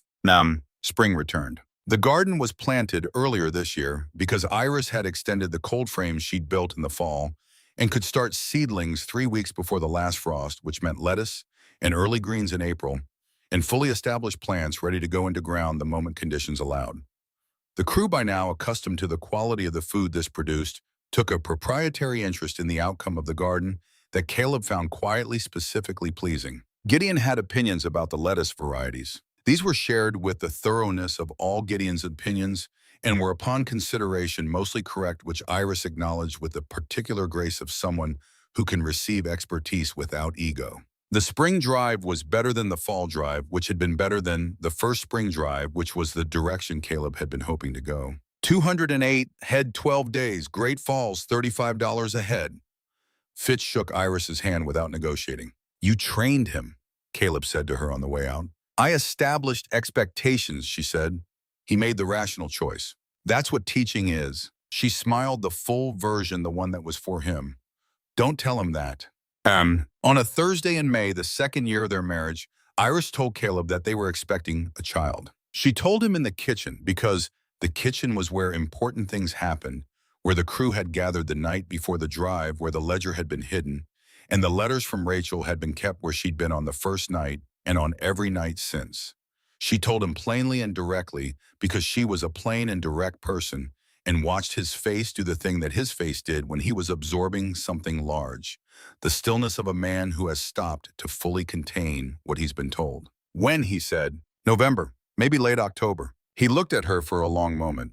She held his gaze with the patience of someone who has given a person something important and is willing to wait for the response. Are you, he stopped. Are you well? Are you? I'm fine, she said. I've been watching for it, and I've been fine. I need to get word to Dr. Halverson in Millhaven before the summer drive. I'll want a proper examination before we push hard again. You're not going on the summer drive, he said. She looked at him. You're not going on the summer drive, he repeated more carefully. It's not about protecting you. It's about the specific physical demands of a cattle drive on a woman in her second trimester, which I've already considered, she said. I wasn't planning to go on the summer drive.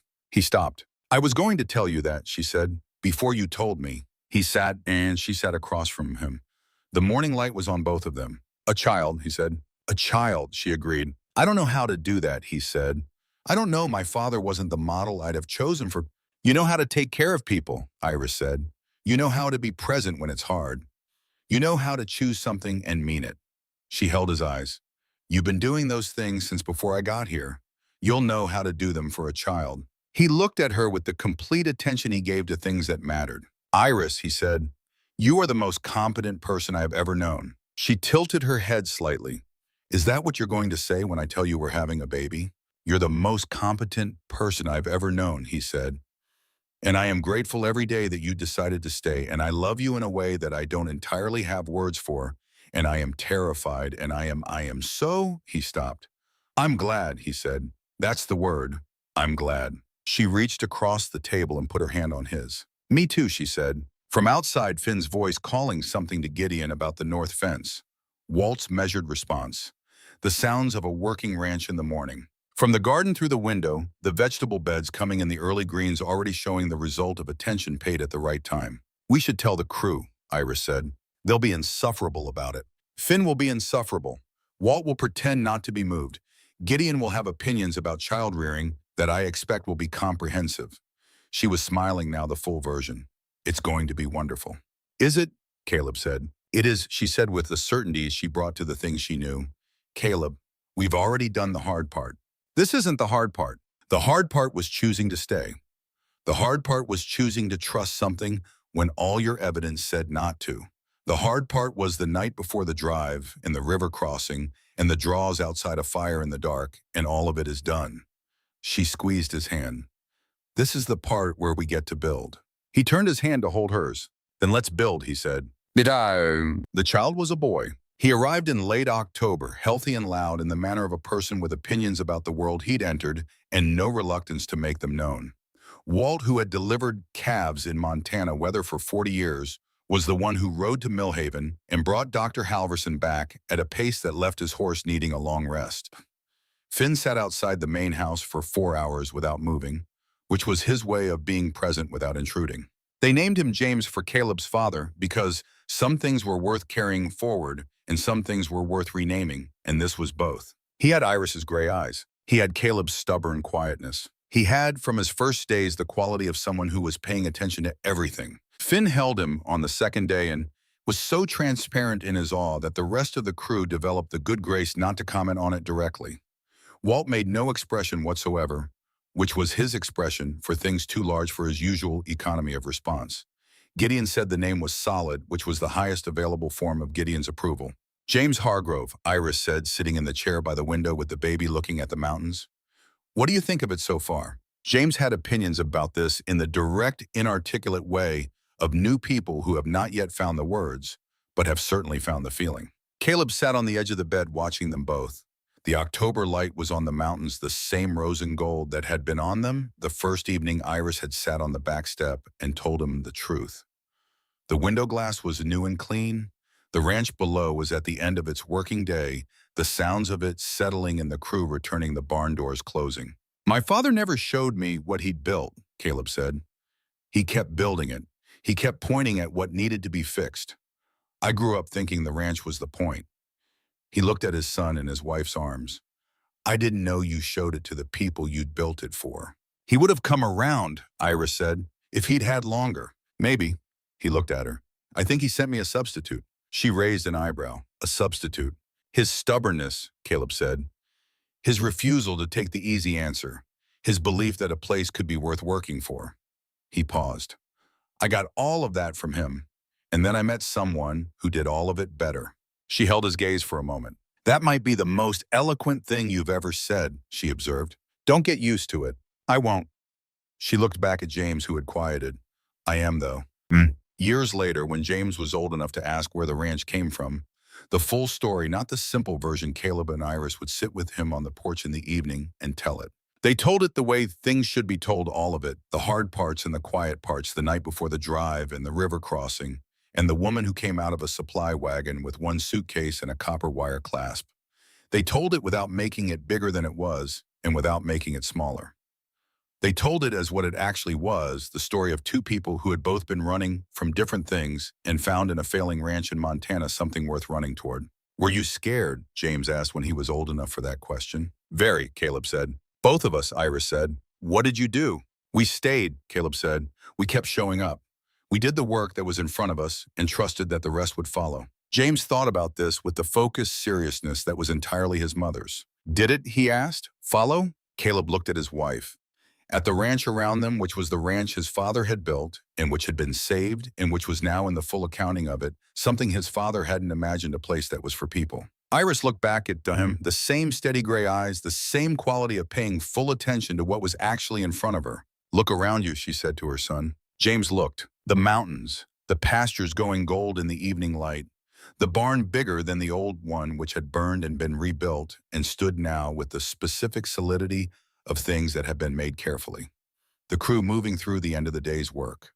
The table in the cookhouse, where the lamp burned every night at 6 and 8 people sat down to a meal made with attention. Finn, who was now 23 just, and the best roper on the ranch and had been reading books for 7 years and showed no sign of stopping.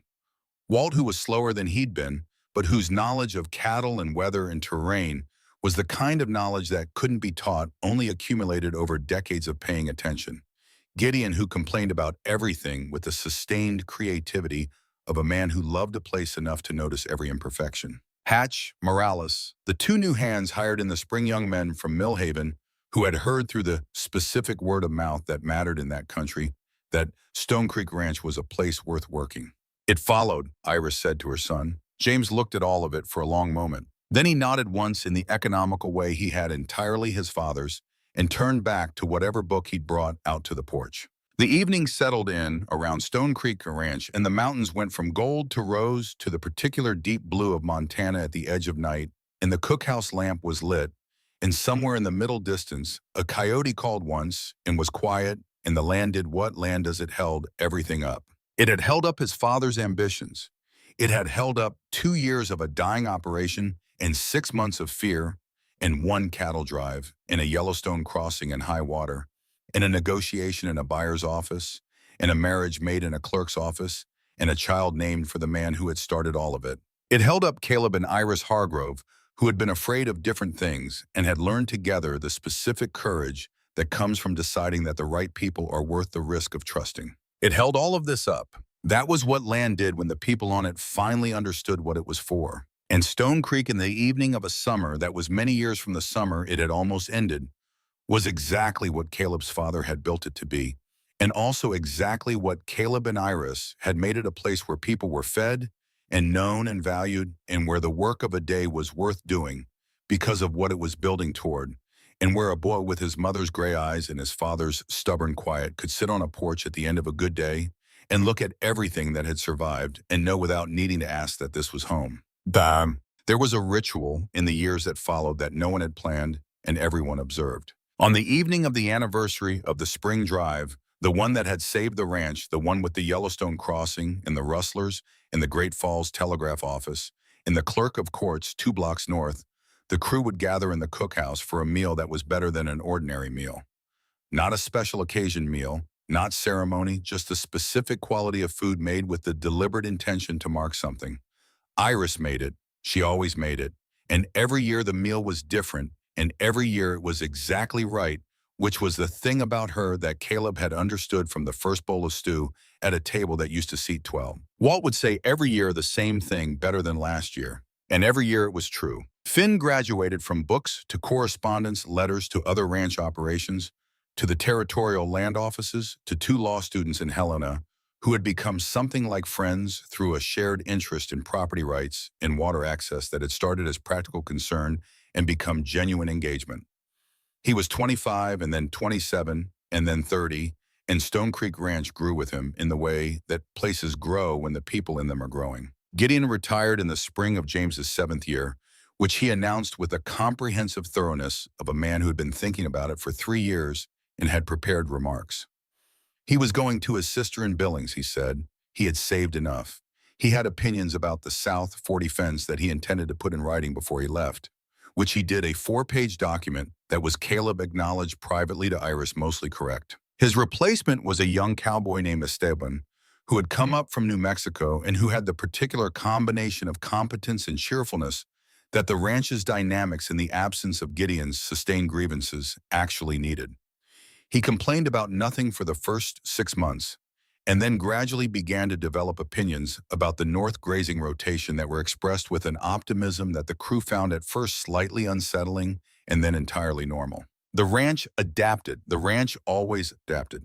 That was the thing about Stone Creek. It was built by someone who believed in endurance and then run by someone who learned to believe in people.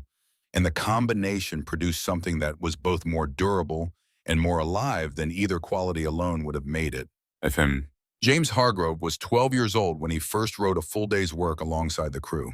Caleb had been waiting for this without making it known, because he understood that the specific kind of anticipation a father has for a moment like that was better kept quiet. It could too easily become pressure. And James had enough of his mother's precise self-awareness to feel pressure as something to resist rather than accept. So Caleb had waited and worked beside him in smaller ways and let the ranch do what ranches do to people who pay attention to them. James paid attention. He always had. The day went long in physical fence work on the west pasture, then moving a group of yearlings to the upper grazing ground, and James worked it with the quietness of someone fully committed to what they're doing. He didn't flag. He didn't complain. At the end of the day, riding back through the evening light, he said nothing for a long time. Then the upper pasture's going to be better next year if we rotate the yearlings out by September. Caleb looked at him. Walt mentioned it last week, James said. I've been thinking about it. Caleb thought about a woman who had sat on his back step and said, I pay attention. Most people don't. You might be right, Caleb said. I'll look at the numbers, James said. Your mother keeps the records. I know. James's expression had the quality of someone who has the full weight of a situation in view. She's been showing me. Caleb looked at the road ahead, at the ranch coming into sight below the hill, its buildings solid in the evening light, the cookhouse smoke rising the barn that Walt and Finn had built standing where the burned-out foundation had been. Your grandmother kept accounts, he said. Your grandfather built fences and trusted the land. Your mother negotiated with vendors and cattle buyers and found the ledger that put a criminal in prison. He paused. I watched all of it and learned what I could. He looked at his son. You're going to be better at all of it than any of us. James was quiet for a moment. That's a lot to live up to. It's a lot to build on, Caleb said. Those aren't the same thing. The boy who was 12 and had his mother's eyes and his grandfather's stubbornness in something that was his own, the particular quality of someone who had grown up on a ranch that understood itself and knew therefore what it was growing toward, nodded once in his father's way, and they rode down to the ranch together. The last thing Caleb would tell James years later about all of it, about his father and the ranch and the woman who came on a supply wagon in the drive and everything that followed, was this: your grandfather was right about one thing. The land holds. You can trust the land. But he missed the rest of it. The land holds what you put there. And what we put there, your mother and I and the crew and the people who came and stayed, was worth holding. He said this on the barge in the evening, which was where important things were said at Stone Creek. James was grown by then, had been working the ranch for years with the focused competence that had been obvious since he was 12. The mountains were the same, the light was the same, the cookhouse lamp burned behind the window. What was worth holding? James asked. The people, Caleb said, the choices, the work done honestly. He paused. The faith that the right person once found was worth every risk. James looked at his father for a moment. You're talking about Mom, he said. I'm talking about all of it, Caleb said. But yes, mostly your mother. He looked through the window at the kitchen, where Iris was moving with the same focused economy she'd brought to every kitchen she'd ever worked in, still precise, still organized, still making food with the quality of attention that was her particular form of love, expressed in practical terms. Her hair was gray now at the temples. Her hands were the same hands that had rolled up their sleeves in a filthy Montana kitchen 30 years ago and gotten to work. She turned and saw him watching. She raised an eyebrow with the expression of someone who had been observed and was filing a mild objection. He raised his coffee cup. She turned back to the stove and he heard her laughing, the full version, the one she'd been giving freely for years now, the one that was the sound of a person who had stopped running a long time ago and was entirely at home. James looked between them and said nothing because there was nothing to say. This was simply what his parents were, the daily evidence of a choice made decades ago and maintained through every season since. He went inside to help with supper, and Caleb sat on the porch as the evening came, in the same porch where his father had sat and where he'd sat with Iris for the first time, and where James had asked his questions, and where the full accounting of everything sat quietly around him like the mountains, enormous and patient and not going anywhere. His father had built this place and thought it was about the land. His wife had come to this place and shown him it was about the people. His son would take this place forward, knowing it was about both, which was the thing neither of the previous generation had fully understood, and which was the kind of correction that took a lifetime to make and was worth making. Stone Creek Ranch would outlast all of them. The land would hold what they put there, and what they had put there through work and trust in the specific courage of showing up fully to the things that mattered was the kind of thing that held. That was enough. That was, in the full and honest accounting of it, exactly enough.